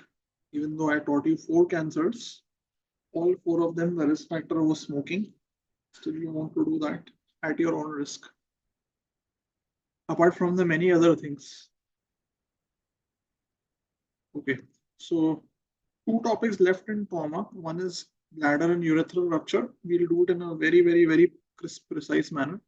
And head trauma जिसमें EDH SDH है तो वो करेंगे ulcerative colitis, Parkinson's, Alzheimer's also protective. बात सही है. Your memory will be intact. So we will finish trauma, then we'll do breast and thyroid. Hopefully we should finish that by 5:45, 6, then the last leg of the day. So now when you study bladder or urethral rupture, I'll put it in a very parallel way, the way we did all the cancers. And we are talking about male ruptures. Okay, male urethral rupture and bladder rupture, same in both. You need to know a little bit about the anatomy, which will explain each and everything about the ruptures. So it's like this. To understand the anatomy, everything else will be easy. So you have the bladder, then you have the posterior urethra, which turns like this. And this is the rest of the urethra. And the bladder neck, here will be the prostate, below which will be the pelvic floor. Okay, now the bladder has a fundus at the top. In front of the bladder here will be the pubis. And behind the pubis will be the abdominal wall, like this. The last layer of the abdominal wall will have the parietal peritoneum. This peritoneum goes on top of the bladder, like this. Then it goes little behind, and over here will be the rectum. So somewhere here is the rectum, like this. This rectum is also suspended by the levator ani, and the rectum will continue as the anus. This is the anal canal. Where the anal canal will end, that will be the anal verge, जो हमने पढ़ा है. This pelvic floor continues anteriorly till the pubis. Okay, this is the context of the bladder. One step ahead we will go will be the urethra. Now the distal urethra in men will be the penile urethra, this part. So let's say this is the penis, within which is the penile urethra. Okay, don't imagine anything else. So this is the penis. Somewhere here will be the scrotum, which will continue into the perineum like this. Okay, this is the most important part of the anatomy that you need. Yeh main part hai. This anatomy, if you understand, everything else is simple. And this will continue with the suprapubic skin like this. Now understand how will the bladder rupture and how will the urethra rupture. It's all very conceptual. Till 20 कुछ imagine नहीं होगा. For the bladder to rupture, the prerequisite for bladder to rupture is it should be distended at the time of injury. Okay, it should be distended at time of injury. Like for example, when the class gets over, if you don't go to the washroom, you straight away go out Saturday night to party. And on the way to the nightclub, if you have an accident, your bladder will rupture. But before leaving, if you piss and then you go out and get an injury, bladder will not rupture. So for bladder to rupture, it should be distended and the injury should come in this area, pubis or suprapubic. So for bladder to rupture, bladder should be distended and at the time of injury, and the injury should occur to pubis or injury to the hypogastrium. Now, when this will happen, bladder can rupture at two places. Either it will rupture at the roof over here, along with the peritoneum on top. So if it ruptures at the roof, at the fundus, the urine will start leaking into the peritoneal cavity like this. You have the intestines over here. So urine will start leaking into the peritoneal cavity. So first scenario is there is injury to fundus of bladder.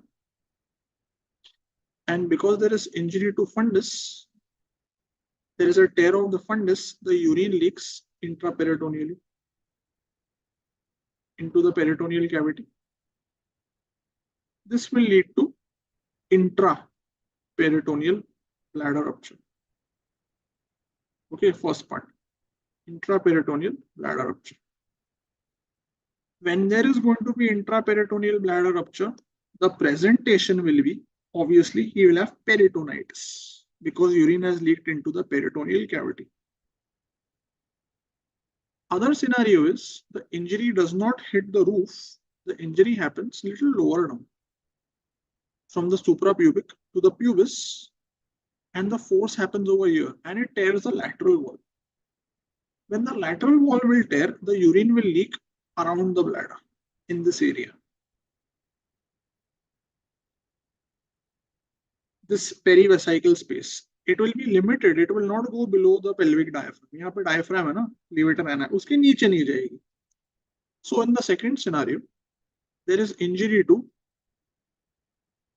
lateral wall. And when there is injury to lateral wall, the urine will leak in the cave of Retzius or perivesical space. This is called cave of Retzius. And when the urine will leak here, the person gets extraperitoneal bladder rupture. So the two types of bladder ruptures are these, intraperitoneal and extraperitoneal. In the first scenario, urine is leaking intraperitoneally. In the second scenario, it is leaking extraperitoneally in the cave of Retzius. Now, both will present in a very different way. How will you come to know that there is a bladder rupture? In either cases, there will be history of trauma. And after trauma, because the bladder has burst, he will say, I am unable to pass urine. There will be inability to urinate. Any patient following trauma, if he is unable to pass urine, either he has a bladder rupture or he has a urethral rupture. Cave of Retzius is next to bladder. That space between the bladder and the lateral pelvic wall, that is cave of Retzius. So any patient who is unable to micturate after injury, you think of bladder or urethral rupture. So how do you differentiate the two? You look for, is there presence of blood at urethral meatus? If there is blood at urethral meatus, it is urethral rupture. If urethral meatus shows no blood, that means urethra is not ruptured, maybe bladder is ruptured. So clinically, I get an idea, urethra versus bladder. In this case, how do I know whether it is intra or extra? In intraperitoneal rupture, patient will have peritonitis. Extraperitoneal rupture, no peritonitis. But I want to confirm the diagnosis. So what I do is I pass a Foley's into the bladder. So Foley's is passed and contrast is injected. So I put the Foley's catheter into the bladder. I inject a contrast. If the contrast leaks out from the bladder, that is where the rupture is. So I look for contrast leakage. If the contrast will leak, this test is called ascending or retrograde cystogram. Okay, ascending or retrograde cystogram, because I'm looking at the bladder. So if the contrast leaks upwards, that means it is an intraperitoneal rupture. The treatment of intraperitoneal rupture is going to be laparotomy and repair. because the person is having peritonitis. On the other hand, if the contrast leaks sideways on either side, if there is lateral leakage, that means it is extraperitoneal bladder rupture because the contrast is leaking to the side. Extraperitoneal bladder rupture, no surgery. All you got to do is keep a Foley's catheter in bladder for 8 to 10 days. Over a period of time, whatever had torn, it will heal by itself. So keep Foley's for 8 to 10 days, it will self-heal. Okay आगे बात समझ में एकदम ही simple है. So intraperitoneal rupture, yeah, only peritonitis नहीं, even the contrast where it leaks will also tell you. Two things will tell you: contrast leakage and peritonitis or not. That's how you come to know. But first you want to know that it is bladder rupture. So there should be no blood at the ends. On the other hand, how will the urethra rupture? Urethral rupture is very, very different. Like, I don't know why students confuse them. Urethra can rupture at this part, the prostatomembranous urethra. This is called the posterior urethra. This is where it can get ruptured. Now, when will this get ruptured? This will rupture when if the bladder was non-distended bladder, when the injury happened. Because if the bladder was non-distended, then bladder would not rupture. Then what will rupture? Urethra. And trust me, urethral rupture is much worse. So you rather go out with a full bladder when you go out for having an accident. Don't piss and go. Otherwise, urethra will rupture. Halat kharab. So it was non-distended at the time of injury. And I got a blow in the same area. Blow to the pubis. Now what will happen is this force will not tear the bladder. It will tear the urethra over here. And if it tears the urethra over here, the urine, if it leaks at all, it will leak in the same area, cave of Bridges. It will not go below the pelvic floor. So, again, two scenarios can happen. One will be injury to pubis on a non-distended bladder. In this case, what will tear will be posterior urethra. So there is a posterior urethral tear. And where will the urine leak if there is a posterior urethral tear? In the same area. It will leak in cave of Bridges. But many times, when the posterior urethra tears, the ligaments of the prostate also tear. So many times, along with this, there is also a tear of prostatic ligaments. So the prostate can become a little loose, which is demonstrated by a clinical sign. So there is a tear of prostatic ligaments. So this is going to be posterior urethral rupture. The other urethral rupture is very simple. If you get an injury to the perineum, this area. If the perineum injury happens, then obviously this urethra will tear, bulbar urethra. And the urine will leak. It won't go up. It will go down. It will go below the pelvic floor. So it will leak here, this space, perineal pouch. From here, it will go into the scrotum and into the penile subcute, like this. This is called as bulbar urethral rupture. But this will happen if there is injury to perineum. It will not happen in injuries to pubis. So if there is injury to perineum, there will be a tear of bulbar urethra. And if the bulbar urethra tears, the urine will leak in the superficial perineal pouch. And from there, the urine will collect in the subcute of the scrotum and in the subcute of the penis. So very, very different. So these are the two sides of urethral ruptures. Either it will be posterior or it will be bulbar. Okay, posterior means prostatomembranous urethra, bulbar urethra. Penile urethra will normally not tear.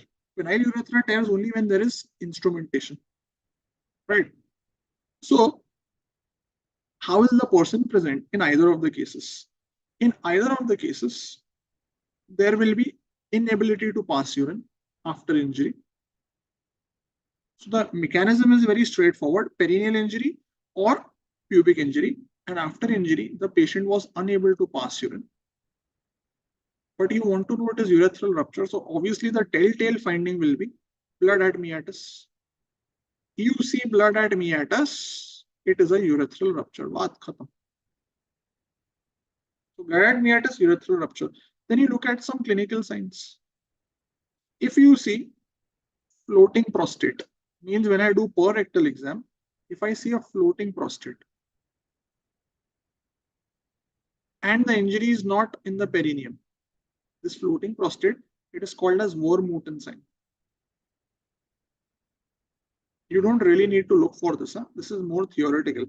Urethral ruptures are clinically diagnosed without all these ridiculous things. So if I see floating prostate on per rectal exam, I think of posterior rupture.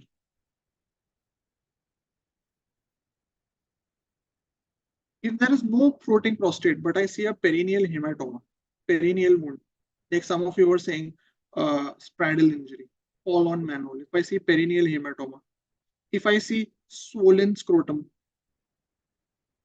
because that's where the urine has leaked, scrotal swelling, spinal swelling, I will think of bulbar rupture. And whatever is the rupture, it's easy to diagnose, and the treatment is the same for both. So I diagnose clinically whether it is posterior or bulbar, but I want to confirm the diagnosis. So to confirm in both cases, I do a simple test. Please understand, if urethra is ruptured, you can't catheterize the patient, because if the urethra is ruptured here and you try to pass the catheter, it can make the tear bigger. So what you are going to do is, you will just put the tip of the Foley's in the urethra, just the tip, and you inject a contrast and you take an X-ray. That is called as ascending urethrogram, not cystogram. It is called as ascending urethrogram, because I only need to look at the urethra. When I do ascending urethrogram, I will see where it is leaking. Is it leaking in the perineum? Is it leaking in the cave of Retzius? So I come to know where it is leaking. Is it posterior rupture or is it bulbar rupture? But wherever is the rupture, it doesn't really matter. The treatment is only one. I wait for the bladder to get full, wait for it to distend, and I do a suprapubic cystostomy, SPC. Because I can't put a Foley's. Since I can't put a Foley's, the only outlet for urine is a suprapubic cystostomy. This is the emergency management. So that at least the urine comes out. इसको RGU क्यों बोलते हैं? Because the contrast is injected नीचे से ऊपर. So it is retrograde contrast. If the contrast is coming ऊपर से नीचे, it is antigrade. That's why retrograde in this case, retrograde or ascending. If bladder is not palpable, then you wait for the bladder to become palpable. After some time, it will become, it will fill. So you do SPC, and after 8 to 12 weeks, what will happen is, wherever the tear was, whether it was here or here, it will heal with fibrosis, it will form a stricture, and you treat the stricture. Okay, and you treat the stricture. Any other disease we studied today, which was an injury of this kind, there we treated the same way, do something emergency, and later on, once everything is settled, after 3 months, you do a planned reconstruction. Yeah, bile duct injury, absolutely right. So bile duct injury is the same treatment as urethral rupture, same to same in principle. If you understood this concept, no problem. How will we know if it is healed? You do urethrogram again, or you do urethroskopy. So you do repeat scopy. You want to know where the stricture is, and you repair the stricture. Patient will have SPC 2 to 3 weeks, 12 weeks. Till you don't repair the stricture, he will have a MCU nahi kar sakte, because urine will not pass. Even if he tries to micturate, he will not be able to. So you can't do MCU. right? So you will do urethrogram only, not a micturating cystourethrogram. All right. That was about bladder rupture, urethral rupture. Very nice, very conceptual topics. If you understood this, you will never have a problem in this. Man got, yeah, answer this. Someone was saying, na, manhole cover, spraddle injury. You got the question. So he fell into a manhole, injured his perineum. There is blood at meatus. There is swelling of perineal scrotum, whatever. Where is the injury? Now see, blood at meatus, urethra. Perineal trauma, bulbar urethra. Right? Perineal trauma, bulbar urethra. Okay. All right. Coming to the last part of trauma. Very nice part. Very conceptual part. And something that students really get fascinated in. Suprapubic cystectomy नहीं होता, suprapubic cystostomy होता है. You are catheterizing suprapubically, not cystectomy. Yeah. Whenever you think of head injury, you should not think of brain. Okay, you have something outside your brain also which is protecting it, which is the skin, soft tissue, bone. So in head injury, you can have injuries to the scalp, like lacerations. You can have injuries to the skull bones, like bones of the skull vault, or facial bones, maxilla, mandible. They can have fractures. Or you can have injuries to the part of the skull on which your brain is sitting. That is called base of skull. And in base of skull, also you will get fractures. So you can have fracture of the different parts of the base of skull. Anterior cranial fossa, middle cranial fossa, posterior cranial fossa. So these are the different parts of the base of skull which can break depending on the injury. MMA, idli, EDH. Brijbhan Yadav लफड़ा हो जाएगा. वो जो तुमने बोला ना, MMA, idli, EDH, उसी में बच्चे फंसते हैं. Anyways, I'll tell you the key part there. Don't worry. The third group of injuries, the MMA, idli, EDH one, are called as intracranial injuries. Means inside the skull. And inside the skull, you have two areas. Extracerebral means inside the skull, but outside the brain means in the dura. So here you will get your extracerebral like EDH, idli, SDH. I don't know what you will call it. Banana SDH. I think you call it that. Subarachnoid hemorrhage, जो usually medicine में पढ़ते हैं. And in intracerebral, you have concussion, contusion, and diffuse axonal injury. DAI, MRI. ये है ना तुम्हारे mnemonic. No, what is idli, Manoj? If you don't know what is idli, you are lucky. They are ruining us by E for idli. Hey, please don't Google. You listen. So when I talk about head injuries, I should have a perspective that these are the different places where head can get injured. Some of you may not get intracerebral. It's possible because you only have extracerebral. Intracerebral wala part ही नहीं है. So please have this perspective when you talk about head injuries. Now, a few exam questions like this was asked in FMGE 2022. This one. They had asked match the column. This what you see, periorbital bruising. The first picture. These are called as raccoon eyes. Also called as panda eyes. Pandas which you don't see in India. Pandas are not seen in India. Pandas you will see in China, Hong Kong, those kind of countries. And these patients many times will also have CSF coming from the nose, CSF rhinorrhea. This is seen in fracture of anterior cranial fossa. Okay, ACF fracture.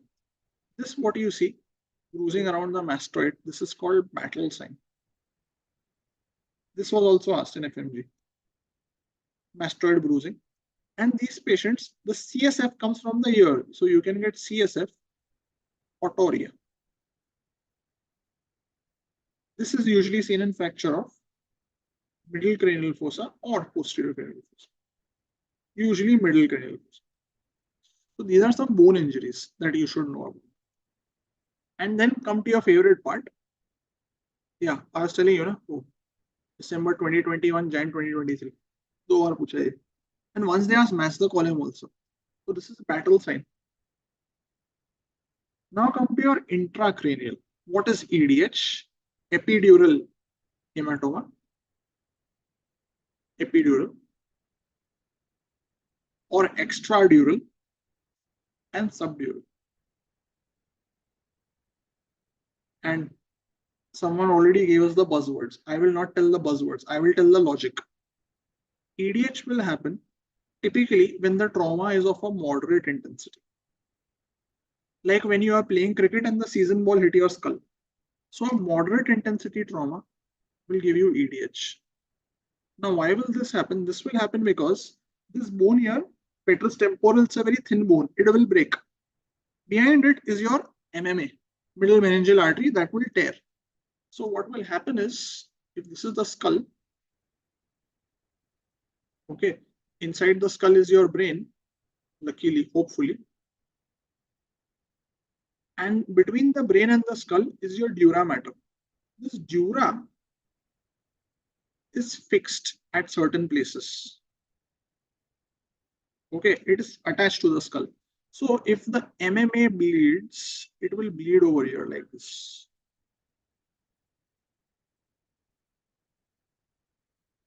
And it will form a blood clot in the shape of the space like this. So the blood clot will look like this, which is what he wanted to say, idli shaped or biconvex. But yeah, don't call it biconvex. I'll tell you what you should think. So when there is an injury to MMA, you get an EDH. It's an arterial bleed. And when does it happen? Moderate intensity trauma. Now, when this injury will happen, initially the person gets unconscious. So he gets unconscious for a few minutes. Then he recovers fully.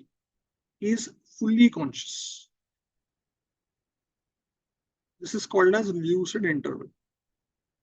Okay, lucid means GCS 15/15, absolutely normal. And then as the clot will grow more and more, he will become unconscious again.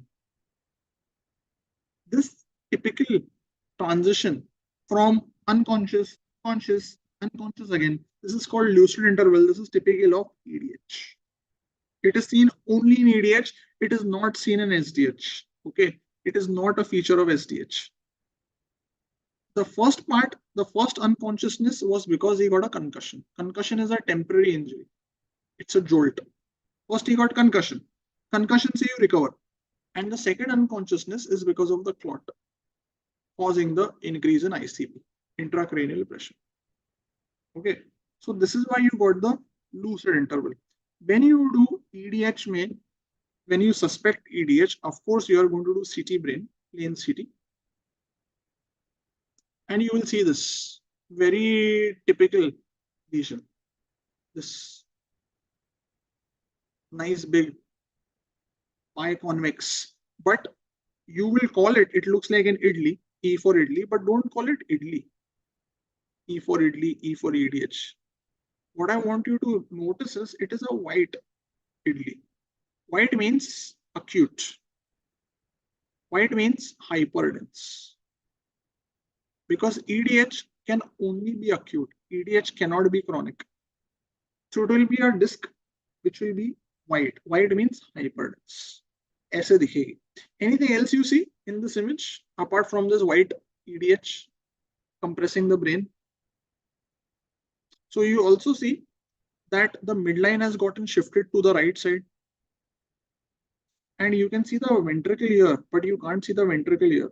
That means the ventricle is also compressed, lateral ventricle. So it tells you there is a very high intracranial pressure. The treatment of EDH is going to be decompression. Okay, you have to remove the clot evacuation, decompression. Fine, that is EDH. What do you know in EDH? It is acute, it will be white, it will be like this. Why is it like this? Because of the sutural attachments of the dura. So the blood cannot spread beyond that space, so it will always take this shape. On the other hand, when I say SDH, if it is acute SDH, it will happen following grave trauma, road traffic accident, fall from a height, blast injury, grave trauma. And when this grave trauma happens, there are veins which connect the brain to the dura. So if this is your skull, here there is no arterial injury. So this is your skull, this is your brain, and you have very small brain. Please make note of that. And this is the dura at the top. The dura is connected by these veins, right? So if there is a very grave trauma, the brain will move in the CSF and these veins will get sheared. The veins will tear, these bridging veins. And because these veins get sheared, you will bleed in this plane like this. It's because of the shearing of these veins. So there is a tear of these bridging veins. They are called as cortical bridging veins. They bridge the cortex to the dura.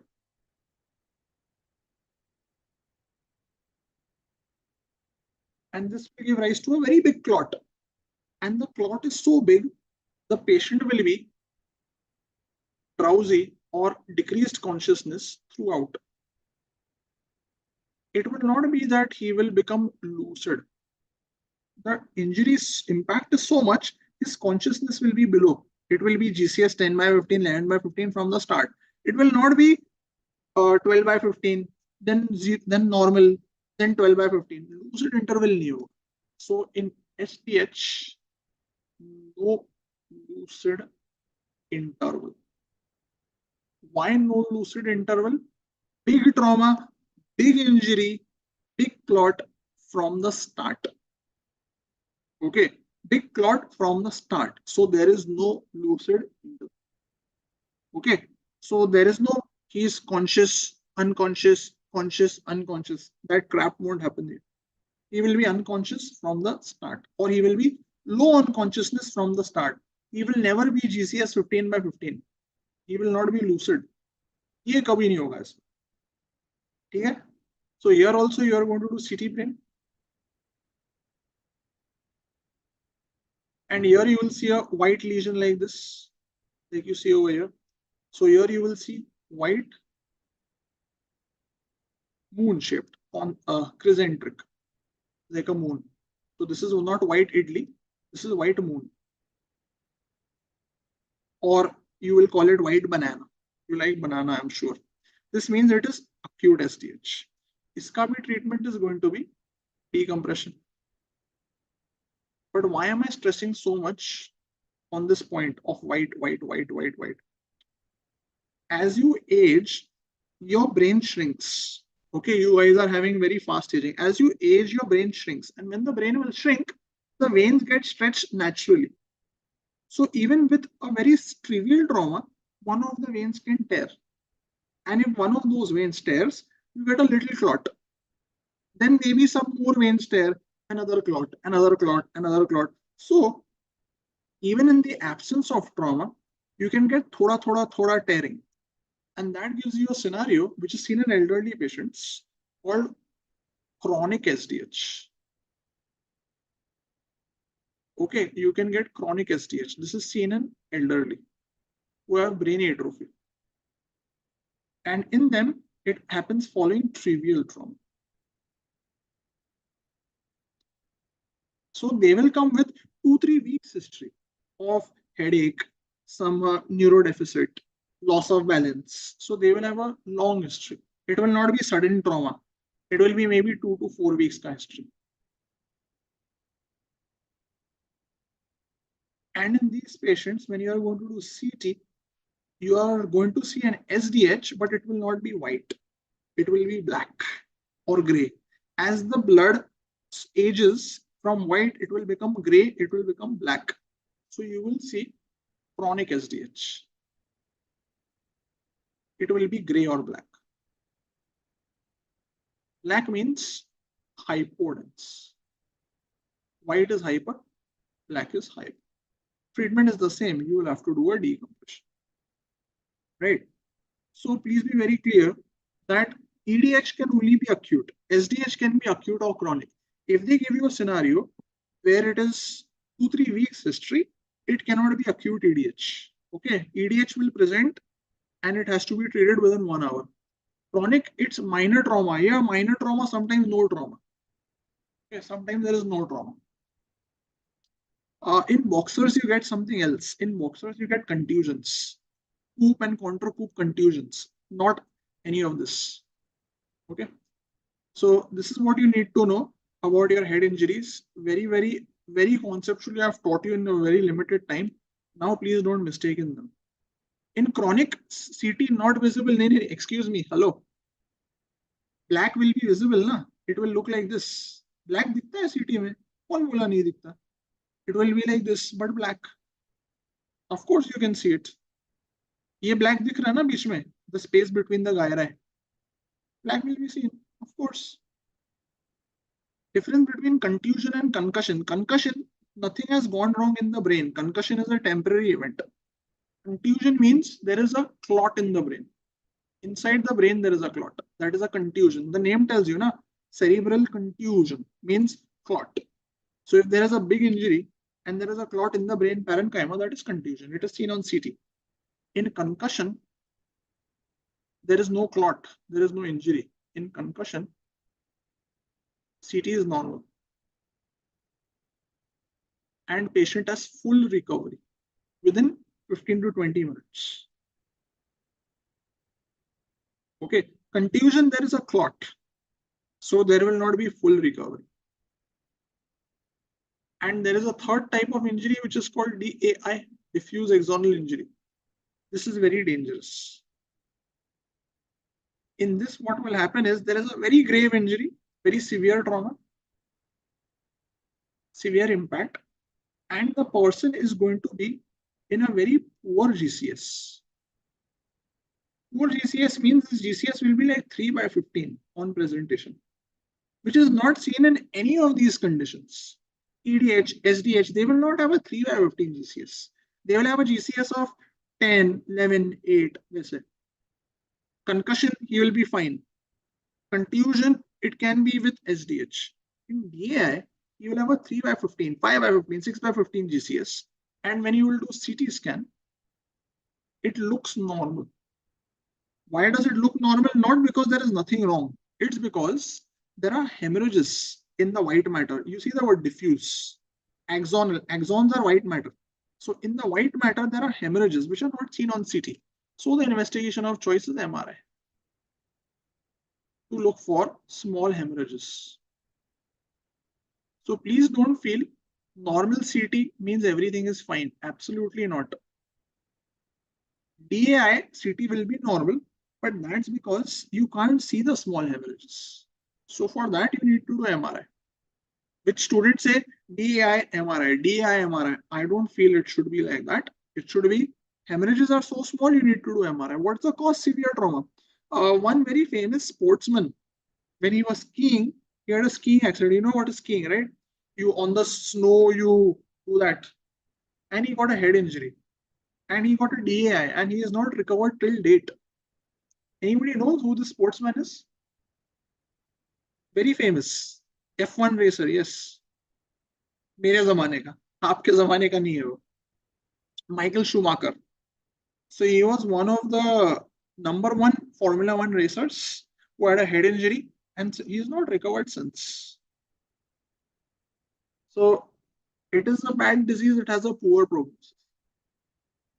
All right. Head trauma investigation of choice NCCT except DAI MRI. Other version. Oppenheimer is really, but let's remember head trauma NCCT. Bus. Let us leave it at that. Because to prove DAI, you have to first do NCCT, and that should be normal. Then you will think about MRI. Oppenheimer ना मेरे को सबसे बुरे review मेरे को मिले ना जिसके I know he is Oppenheimer. Male female वो भी पता नहीं अभी तक, ने बताया था last time, I forgot, he told his name, I forgot who is he. Okay, 250 plus 300 on 300 लाएगा. Anyways, so now moving on to breast and endocrine. There are some topics in breast which they ask again and again and again, and I don't know why people make mistake in this. One is of course breast abscess, very important. Other is the clinical features. ये दो सबसे जरूरी है, बहुत बार पूछा है. And breast abscess अभी थोड़ा चेंज हुआ है तो वो बताऊंगा. In thyroid, they ask you again 2-3 things. Some typical investigations, some complications, pathological findings. Those are the important things that they ask. Okay, let's start with this. This question, this kind of a question has come many times. Yeah. Okay. Is there any, if this, what all do you see in this image? Patient presents to OPD. You see this. What is involved? What do you see and what else do you see? There are two problems here. One is what Shagufta said, orange. Okay, when you see the prominent hair follicles, that is called peau d'orange. That is because of subdermal lymphatics. There is anything else you see apart from peau d'orange? I should have not put that option, you know, peau d'orange. Yeah, you see nipple retraction. Why does that happen? Why do you get nipple retraction? No. यही मुझे पूछना था. Exactly what I wanted to ask. All right. Exactly why I put this question. So if you see from the side, let's say this is the skin over the breast. This is the nipple areola complex. एकदम easy में मैं बताऊंगा. Inside here is my breast tissue. All this is my breast tissue. Behind the breast, there is a muscle, which is called as pectoralis major muscle, which we use in our triangle of safety. Okay, here is my pectoralis major, behind which are my ribs. Connecting the breast to the skin, I have these structures which connect it, suspended. These are the Cooper's ligaments. They keep the breast in place. Apart from this, I also have, breast is a gland. It will have ducts. These ducts open at the nipple. Okay, they become more proliferative when the woman is in lactation. Now understand what happens when there is a tumor. If there is a tumor here and the tumor infiltrates these ligaments, these Cooper's ligaments, then the ligaments will get pulled in. You get dimpling. Dimpling is because of infiltration of suspensory ligaments of Cooper. So if the suspensory ligaments get infiltrated, usually one or two, एक दो ligament infiltrate हुए, you will get dimpling. If many ligaments get infiltrated, then everywhere you will get dimples. That is called as puckering. This is because of multiple Cooper's ligaments. Okay, please make a note of this.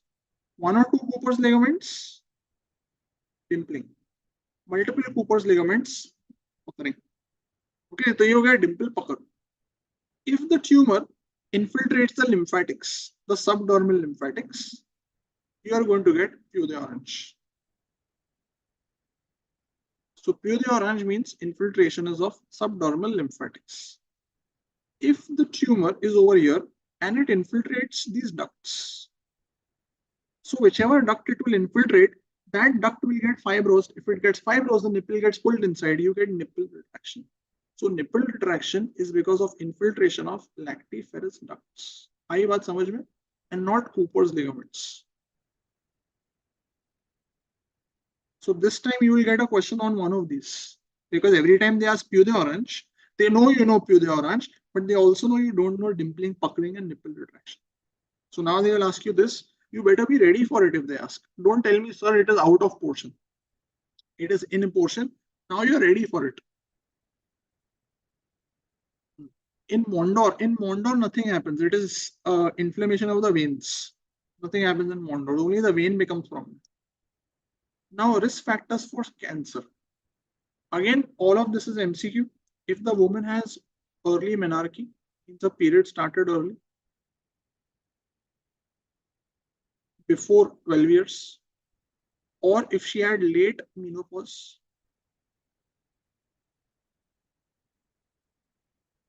that is after 55 years, or if she has never had a child, she is nulliparous, which is very common nowadays, nulliparity, or her first child was born at a late age.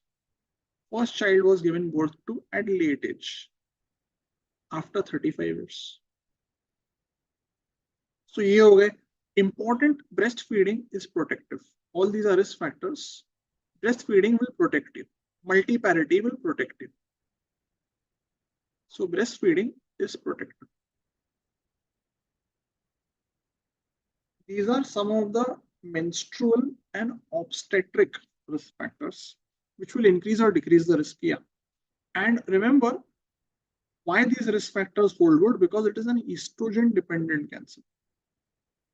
More the estrogen, more will be the breast tissue proliferation, more will be the risk of CA breast. That's why nulliparity and all give you too much estrogen exposure, not so much progesterone. Alcohol, obesity, prior chest radiation, hormone replacement, increase risk. Unfortunately, or fortunately, there are some things which increase the risk at a very small amount, not a very high risk for breast cancer. One is your favorite, sutta break smoking, and other is OC pills. Okay, please remember, आज के ज़माने में the hormone contraception that you use, they don't increase the risk because they are progesterone only, or they are very low in estrogen. So they don't really increase the risk. Theoretical risk, okay, theoretical risk, not significant. Like the risk is, the relative risk is about 1.1, means little more than a normal population. Some people have some mutations which run in the families. They are called familial cancers. The important ones you must have studied: BRCA1 mutation, BRCA2 mutation. If you have a BRCA1 mutation, your lifetime risk, like we did HNPCC FAP, your lifetime risk for breast cancer is going to be 50 to 85%. If you have a BRCA2 mutation, your lifetime risk will be 50 to 60%. Okay, this is the risk of getting breast cancer with a, yeah, FAP 100 HNP बढ़िया बढ़िया, जिसने भी लिखा है, कौन लिखा है, अभिषेक कुमार के ऊपर, ओपेनहाइमर, या BRCA, not BCRA, BRCA, breast cancer. All of these mutations, since they are familial, they are going to be autosomal dominant, which means if either of my parents had a BRCA mutation, it means you also have a 50% chance of carrying the same mutation. Okay, you also have a 50% chance of carrying the same mutation, which is why if any of my parents are a known BRCA mutant, when I am born, I should do the gene testing. मेरी gene test होनी चाहिए. BRCA2 is linked with male breast cancer. It is more common in males compared to females. And all of these cancers, whether it is BRCA1 or BRCA2, they will be aggressive. They will be seen in younger patients. Normally, a woman gets breast cancer after 50, 60, 70. These patients will get breast cancer before 40, before 30. And many times they get bilateral breast cancer, which can be at the same time, left and right together, or it can be first right, then after a few years left breast. These patients should be screened for BRCA mutations. All right. So this is your clinical features and the risk factors. Then you go to investigations. What is this? I don't think this has been asked in FMG. It has been asked in other state entrances. I don't think in FMG it has been asked. Yeah. So answer is going to be 99.9%. Okay, 99.9%. Now, what is this triple assessment? Any woman who comes with a breast lump or she comes with a nipple discharge,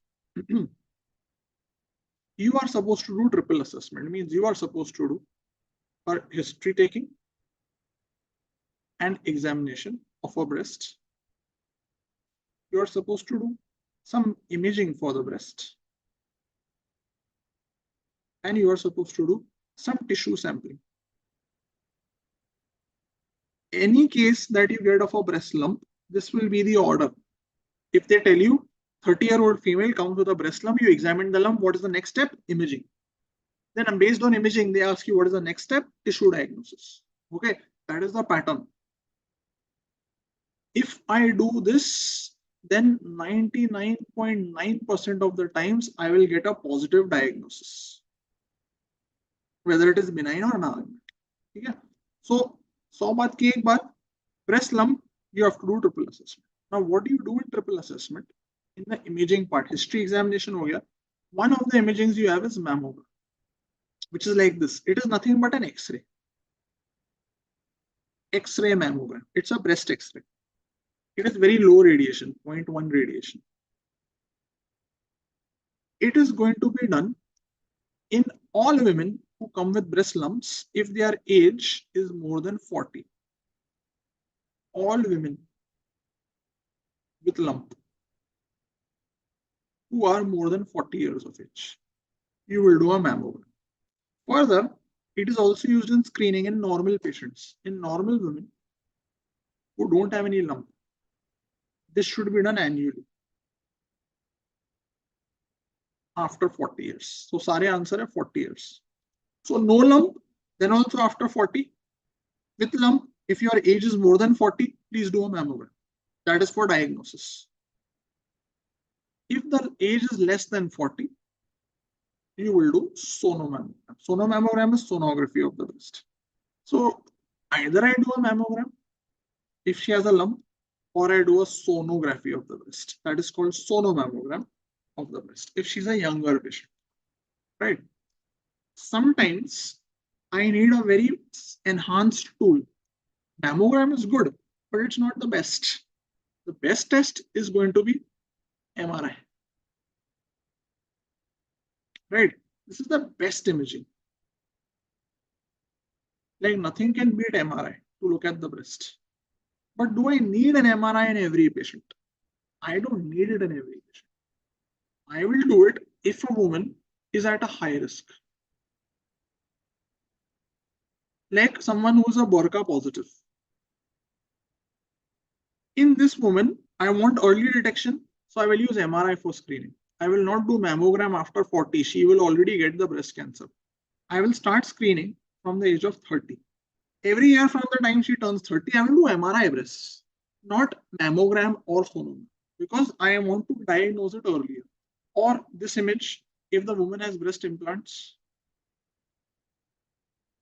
I will do it. Or if she has a scar recurrence, which means you did some surgery, you did a mastectomy for a cancer, and she's saying, I can feel the cancer has come back. In that case, you need a better imaging, not a mammogram. You will do a MRI. Basically, MRI is the best test.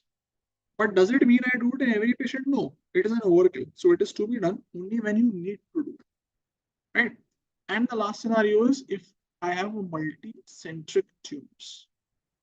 I can feel more than one tumor. In that case, I should do MRI because I want to know how many tumors are there and where. I didn't show this table. You can go through this table. This is called as BIRAD score. When I do a mammogram, the sonologist reports it as BIRADs. It's a score between 0 to 6. More the score, more likely it is a cancer. Okay, more likely it is a cancer. It does not mean more the score, more dangerous or more aggressive. It only tells me that as the score increases, the likelihood of it being a cancer increases. Okay, so this you should know. any question asked from this score, not in FMGE, but in NEET PG they ask. So this, what they ask in NEET PG is, what does a BIRAD 4A mean? What does a BIRAD 4B mean? What does a BIRAD 4C mean? You should know the likelihood of cancer in these three age groups, in these three categories. Okay, this is what they have asked in INI-CET. Last to last year, INI-CET 2022. अभी तक FMGE में नहीं पूछा. That's why I didn't spend too much time on it. So, I will either do a mammogram or a sonomammogram or an MRI as the imaging part. After I have done the imaging, I need to know, is there a cancer? What type of cancer it is, ductal cancer, lobular cancer, medullary, whatever. So I need a tissue diagnosis. For tissue diagnosis, I have two choices. So this is the third. I will either do FNAC or I will do true-cut biopsy. If you have to pick one, go for true-cut biopsy. This is the investigation of choice. Fine.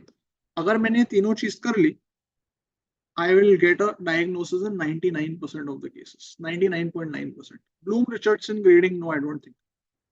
If in mammo it is BIRAD 4, then should you do MRI or direct surgery? Excuse me. No. MRI is only in these. Okay, it is an alternate. It's an alternate to mammogram. It's not extra. So either I do mammogram or sonomammo or MRI. I'll not put number 2 over here. Okay. I do one of the three images. FMGE INI-CET दे सकते हैं क्या? हाँ, दे सकते हैं, बिल्कुल दे सकते हैं. And the last part of triple assessment is tissue diagnosis, where either I do a FNAC or a true-cut biopsy. True-cut biopsy means if this is the tumor, there is a needle, a special needle with a gun, which is put in the tumor, and a piece of the tumor is taken out. That is called true-cut biopsy. You actually take a piece of tumor. In FNAC, you just put a needle and aspirate. So true-cut biopsy gets you some tissue. Clear? So it's not BIRADS 4 में biopsy or imaging. BIRADS 4, BIRADS 5, you will continue with triple assessment. बात खत्म. Your answer has to be triple assessment. Do one imaging and do one tissue diagnostic technique if imaging is suspicious. As simple as that. So 4 and 5, you have to do imaging. Okay. Answer this. Overall investigation of choice नहीं पूछ सकते because actually overall investigation of choice is triple assessment. Actually speaking. So if there is a mobile breast lump which feels like a mouse in a young lady, answer is going to be fibroadenoma. Okay, answer is going to be fibroadenoma. How do you treat fibroadenoma? What is the treatment? What does it show on mammogram? Abscess is not going to be mobile, my dear. Abscess will be painful. It will be showing signs of inflammation.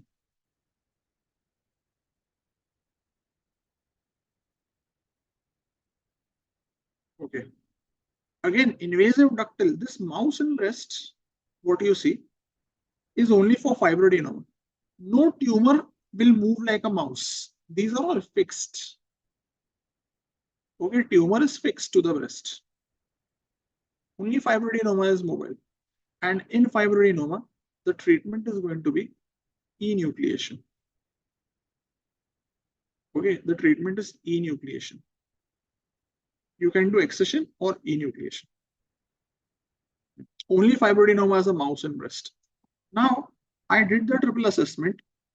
Then I did the metastatic workup. After I confirm my diagnosis, I look for mets. To look for mets, I will do PET scan. Okay, in PET scan, I will come to know are the lymph node mets, axillary mets, and so on and so forth. So I do PET scan and then I do the TNM stage. Now I hope you know is TNM stage pe in the last two FMGs they have asked a question back to back. So this TNM stage is the one TNM stage you cannot make a mistake in. There is no running away from this one. Okay. In enucleation, you remove it within the capsule. In accession, you also excise the capsule. That's the difference. Right. So in the TNM stage, the T is tumor size. Okay. T1, T2, T3 are easy. Up to 2 centimeters, 2 to 5, more than 5. They ask over here. T4A, T4B, T4D. T4A means tumor is infiltrating the chest wall, but it does not include pectoralis major. What does it mean? It means if they give you a scenario, patient has a 6 centimeter tumor with P major fixity. What will be the T stage? If there is pectoralis major fixity with a 6 centimeter tumor, what will be the T stage? Yeah, it will be T3. That's what they are trying to say, because 6 centimeters is T3. Okay, it will not be T4A. But if it is a 6 centimeter tumor with chest wall fixity, like rib fixity, then it will be T4A. So chest wall is different. P major does not come in chest wall. Then what is T4B? T4B means tumor should cause ulceration of the skin or peau d'orange. What is not counted in T4B? It does not include dimpling, puckering, nipple retraction. All that is not T4B. The first image that I showed you, this one, what is the T stage? Next time they ask you, what is the T stage of this? This is T4B because there is peau d'orange of a small quantity. Small quantity peau d'orange is going to be T4B. T4C should have both, and T4D is inflammatory carcinoma. How do you know there is inflammatory carcinoma? Either on biopsy or the peau d'orange should be more than 1/3 of the breast. This was asked in FMGE Jan last year. Okay, so देख के students बहुत दुखी हो गए, right? So if the peau d'orange is more than 1/3 of the breast, it means inflammatory breast cancer. Okay, dimpling by stage depends on the size of the tumor. Dimpling, retraction depends on the size, not on this, because dimpling does not affect the stage. So whatever is the size, that will give you the T stage. What affect the stages are only these factors. This time they will ask you N stage, maybe they will ask you N. Then T3 only with means it depends on the size, na. Dimpling with 4 centimeters will be T2, not T3. Then you have the N stage, N1, mobile axillary, N2A, fixed axillary, and 2B, internal mammary. These internal mammary nodes are only seen on imaging. Okay, they are not seen on clinical examination. So when I do PET scan or I do CT scan, I will see if the nodes are enlarged or not. Okay, they are not felt clinically because they are behind the ribs. In N3A, please ये दो याद रखो, 3A और 3C. N3A is ipsilateral infraclavicular and 3C is supraclavicular. Okay, understand, in my breast, when it is going to my axilla, a breast cancer, supra and infraclavicular nodes, it goes like this. The tumor from here will first go to axilla. From axilla, it will go to infraclavicular. From infraclavicular, it will go to supraclavicular. So first will be infra, then will be supra. उल्टा नहीं करना. Okay. Supraclavicular को N3A मत mark करना. Because use the common sense. First it will go to infraclavicular, then it will go to supraclavicular. Okay, fine. And the last part is any lymph node on the opposite side. Like if they say there is a right breast tumor is on the right, but left axillary node is enlarged. This is M1. Okay, it is not N1. It is M1. Anything on the other side is going to be metastatic. Okay, Dr. Lyon, I will ask the same thing again. If there is a tumor of size 6 centimeters and the tumor is fixed to the pec major, do you take it as T3 or do you take it as T4A? Because you are saying pec major. You take it as T3 because pec major is not T4A. Other example I will give you. Tumor is size 4 centimeters with pec major fixity. What will you call this? 4 centimeters with pec major fixity. You count it as T2 because 4 centimeters means between 2 to 5. Pec major fixed or not is immaterial. That's what I'm trying to say. It is immaterial. फर्क नहीं पड़ेगा, एक ही बात है. So don't say sir pec major should at least call it T3. ऐसे कोई bargaining नहीं चल रही है इधर. ये pec major है, कम से कम T3 दे दो, give it some भाव, मत दो भाव. Okay, भाव किसको देना है? Ribs, chest wall, not pec major. Please don't bargain. Okay, why call it T2? You know, ऐसा नहीं है. There's no bargaining. These are guidelines. After you got your T and M stage, T3, T2, N1, N2, N3, whatever combination you got, finally you're going to treat treatment like you did GI cancers. How did you treat GI cancers? Early, advanced, metastatic. Early, surgery followed by chemo. Advanced, neoadjuvant chemo. Metastatic palliation. Same treatment. Same to same. If it's early breast cancer, early means anything which is like T1, N0, T1, N1, T2, N0, T2, N1, T3, N0. All this is early. LABC means T4. Any of this is going to be LABC. Any of this, N2 or N3, is going to be LABC. Any N2, N3 is going to be LABC. T3, N1 is going to be LABC. So here they have defined what is LABC. And metastatic will be M1. Hematogenous mets, vertebral mets, contralateral mets, M. ठीक है? बाकी सब same है. If it is early breast cancer, you will start with surgery. You can either do BCT or MRI. Then you will give chemotherapy. So this is same like our GI cancers. In many cases, you will give radiotherapy also. In many cases, you will give hormonal therapy also. So practically, you are giving everything. Almost everything. First surgery, chemo, radio, hormone.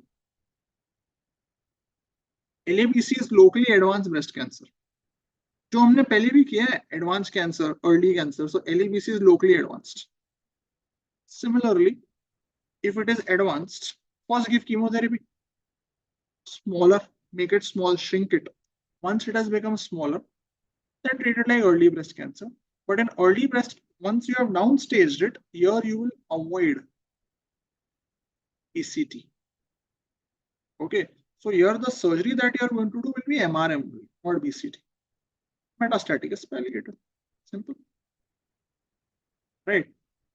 So we will talk a little bit about these two surgeries so that you know the difference between the two. First is MRM. MRM is also called as modified radical mastectomy. I will give you one thumb rule. Any surgery where you see the word radical, to call it radical, it means I have removed the lymph nodes. Okay. To call it radical, I have removed the lymph nodes. Palliative means nothing with the intention to cure, just supportive care. That is the meaning of palliation. Nothing to cure it. What do I remove in MRM? I will remove entire breast. Mastectomy है ना, तो breast निकालना पड़ेगा. So I remove entire breast. Whatever is the size of the tumor, even if it's Chotu tumor. If I'm saying I'm doing MRM, full breast is removed. I will also remove the nipple areola complex. Okay, nipple areola complex will also be removed. And I will remove axillary nodes. Okay, axillary nodes are going to be removed. Only axillary nodes. और कोई nodes मत निकालना. Level 1, level 2, level 3. This is the meaning of MRM. Full breast with nipple areola complex, including the tumor. छोटा tumor हो, बड़ा tumor हो, कैसा भी tumor हो. If I am saying I am doing MRM, I am removing the axillary nodes also. That is why it is a radical mastectomy. Everything else is paired. Means I am not removing pectoralis major, ribs और कुछ नहीं निकाल रहे. Internal memory nodes नहीं निकाल रहे. वो सब nodes नहीं निकाल सकते हैं. सिर्फ यही चीज निकालते हैं. There are some types of MRM. The first one is called patty. In this, pectoralis minor is excised. Okay, pectoralis minor is excised. The second type is called scan node. In this, pectoralis minor is cut and resutured. And in ocean-claws, pectoralis minor is not disturbed. It is left intact. Okay, what muscle am I talking about? Pectoralis minor. Please understand, pectoralis major is preserved. कुछ नहीं करना pectoralis major को. In MRM, nothing is done to pec major. Whatever you want to do Pujli with is only done with pec minor. Right? This is MRM. This will be done in the surgery part. Either if you're doing early breast cancer or LABC, you can do MRM. Depends on the choice of you and the choice of the patient. Patient says, I don't want the breast, take it out, take it out. Scanlon again, I've written here, na, pec minor is cut, something is removed, and it is sutured back. So you cut it and you stitch it back. It basically helps you, these subtypes help you access apical node. ये जो apical node होती है ना, वो अपने आप निकलती नहीं है. The pec minor comes in the way, वो रास्ते में आती है.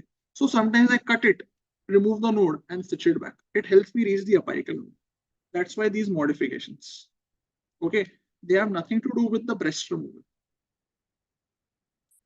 But if the woman is a little young, nowadays nobody wants their whole breast to be removed, right? Why should my whole breast be removed? So you do BCT. BCT, the key word is breast conservation therapy. Okay, it is called as breast conservation therapy. It is not breast conservation surgery, yeah? Breast conservation therapy. The key word is therapy.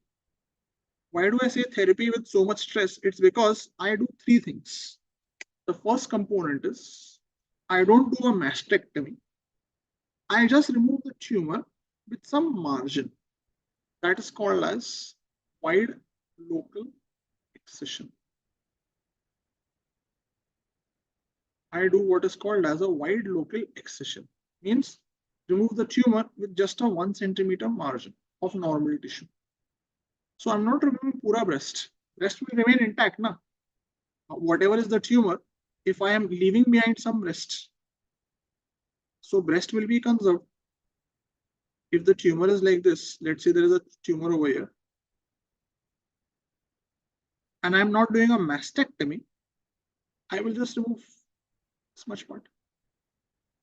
Baki ka breast to bach gaya, so breast is conserved. The second thing that I'm going to do is whether to remove the lymph nodes or not. I will decide based on a test which is called sentinel lymph node biopsy. This will help me decide whether to remove axillary nodes or not. And the third part is I will give adjuvant radiotherapy. Okay, these three components together is what is called as BCT. Okay, This is what is called as BCT. First, do wide local excision. Second, whether to remove axillary nodes or not will be decided. Third, give radiotherapy, which means if these three conditions cannot be fulfilled, I cannot do BCT. Okay, so if they ask you what are the indications, really speaking, it is only preferred if the person has early breast cancer. It's not preferred in LABC. In LABC, after chemotherapy, I do MR. When can I not do BCT? If these conditions cannot be fulfilled. Like the easiest example is if I can't give radiotherapy, I can't do BCT. So where radiotherapy is contraindicated. Best example, woman is pregnant, breast cancer in pregnancy, can't do BCT, can't give radiotherapy. Or if the person has received chest radiotherapy before, prior chest radiotherapy, for some reason, can't give radiotherapy again because risk of cancer in the chest increases. So these are contraindications. Second scenario is if wide excision is not possible. Wide excision not possible. Why will you not be able to do wide excision? If the tumor is spread out, very big tumor, multicentric, or very large tumor, there is no size as such, but large tumor in context of how big the breast is, large tumor, or if the tumor is very near the nipple, then in my 1 centimeter margin, nipple will also come out. It will make the breast unsightly. So in that case, obviously, I will not prefer to do a BCT. So whenever these two conditions are not fulfilled, I will avoid doing a BCT. Okay, keep it simple like that. इतना part समझ गए ना, आपका काम हो गया. ठीक है, this is the most important part of this concept. ये पार्ट समझना जरूरी है. बीसीटी कब नहीं करेंगे, कब करेंगे अर्ली ब्रेस्ट कैंसर, कब नहीं करेंगे वो ये parts. Right? Okay, we'll do one more topic. Then I will give you your chai break. And then we go to the last leg of the race. So breast abscess. Breast abscess typically will be seen in lactation. Typically. Why does a woman get breast abscess? It starts off as a mastitis. Okay. It starts off as a mastitis. Mastitis means inflammation. So when the woman lactates, if she has a cracked nipple, this was asked, this is a PYQ. If she had a cracked nipple and she breastfeeds the baby, then sometimes from the baby's oral cavity, staphylococci will enter the breast. And when the staphylococci will enter, they will cause inflammation or mastitis. In this case, the breast will be red. It will be tender. As long as there is no pus, nothing needs to be done. All you need to do in this case is give antibiotics. Only inflammation, antibiotics. Nothing to worry. Problem is when the mastitis continues and becomes an abscess. Abscess means there will be pus in the breast. If there is pus, she will get high fever. She will get a swelling like this. Then you are worried. So if she gets high fever and she gets a swelling, what is the next step? What is the next step? Don't brain. First, I want to know, is it really an abscess? And where is the abscess? So I will do USG of the breast. So USG will tell me where is the abscess? Is it liquid? Is there pus? How much, how big it is, quantity? All this it will tell me. Now comes the treatment part. This has changed over time. I will tell you what is the current best answer. Okay, current best answer. If the pus is less than 3 centimeter, less than 30 cc, then your answer will be aspiration with antibiotic cover. Okay, You give antibiotics and you aspirate the pus. You can do this multiple times. If the pus is more than this, more than 3 centimeters, more than 30 cc, any of these, then you will put a catheter in the abscess cavity for draining. That is called a suction catheter drain.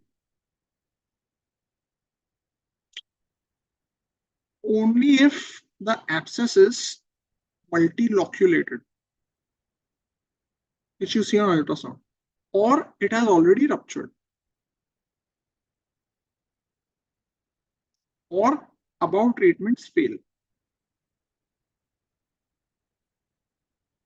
then you will do incision and okay. Please be very clear about this. This is according to the new Bailey guidelines. It's there in Bailey. जो भी आपने पहले पढ़ा है, you have to revise it to this. Aspiration one time, but you can try 2 aspirations. Okay, but अभी वो सवाल ही नहीं उठता ना. अभी तो उन्होंने सीधा सीधा साइज पे बोल दिया. If size is small, aspirate, aspirate, aspirate. Size becomes big. Put a suction catheter. These treatments fail. You do IND. Simple. So that confusion only should not be there. All right. So this question that came, I have changed it a bit from the original question. If you simply ask about abscess, depends on the size. Okay, I changed the question a little bit. Original was a little different. In the original question, this option was not there, suction catheter drainage. So she has cracked a nipple. There is a breast abscess of 100 cc. Answer is going to be suction catheter drainage. In this question, if this was not there, then the answer would have been needle aspirations. Okay, 2-3 times you can try needle aspirations, no problem. Okay, so that is the answer. So we take 20 minutes break, have your chai and whatever else you want, and then we will finish goiter, and then we will move on. Okay, so 6:15 ko come back. No, suction is a surgery. It is not similar. Aspiration is one time.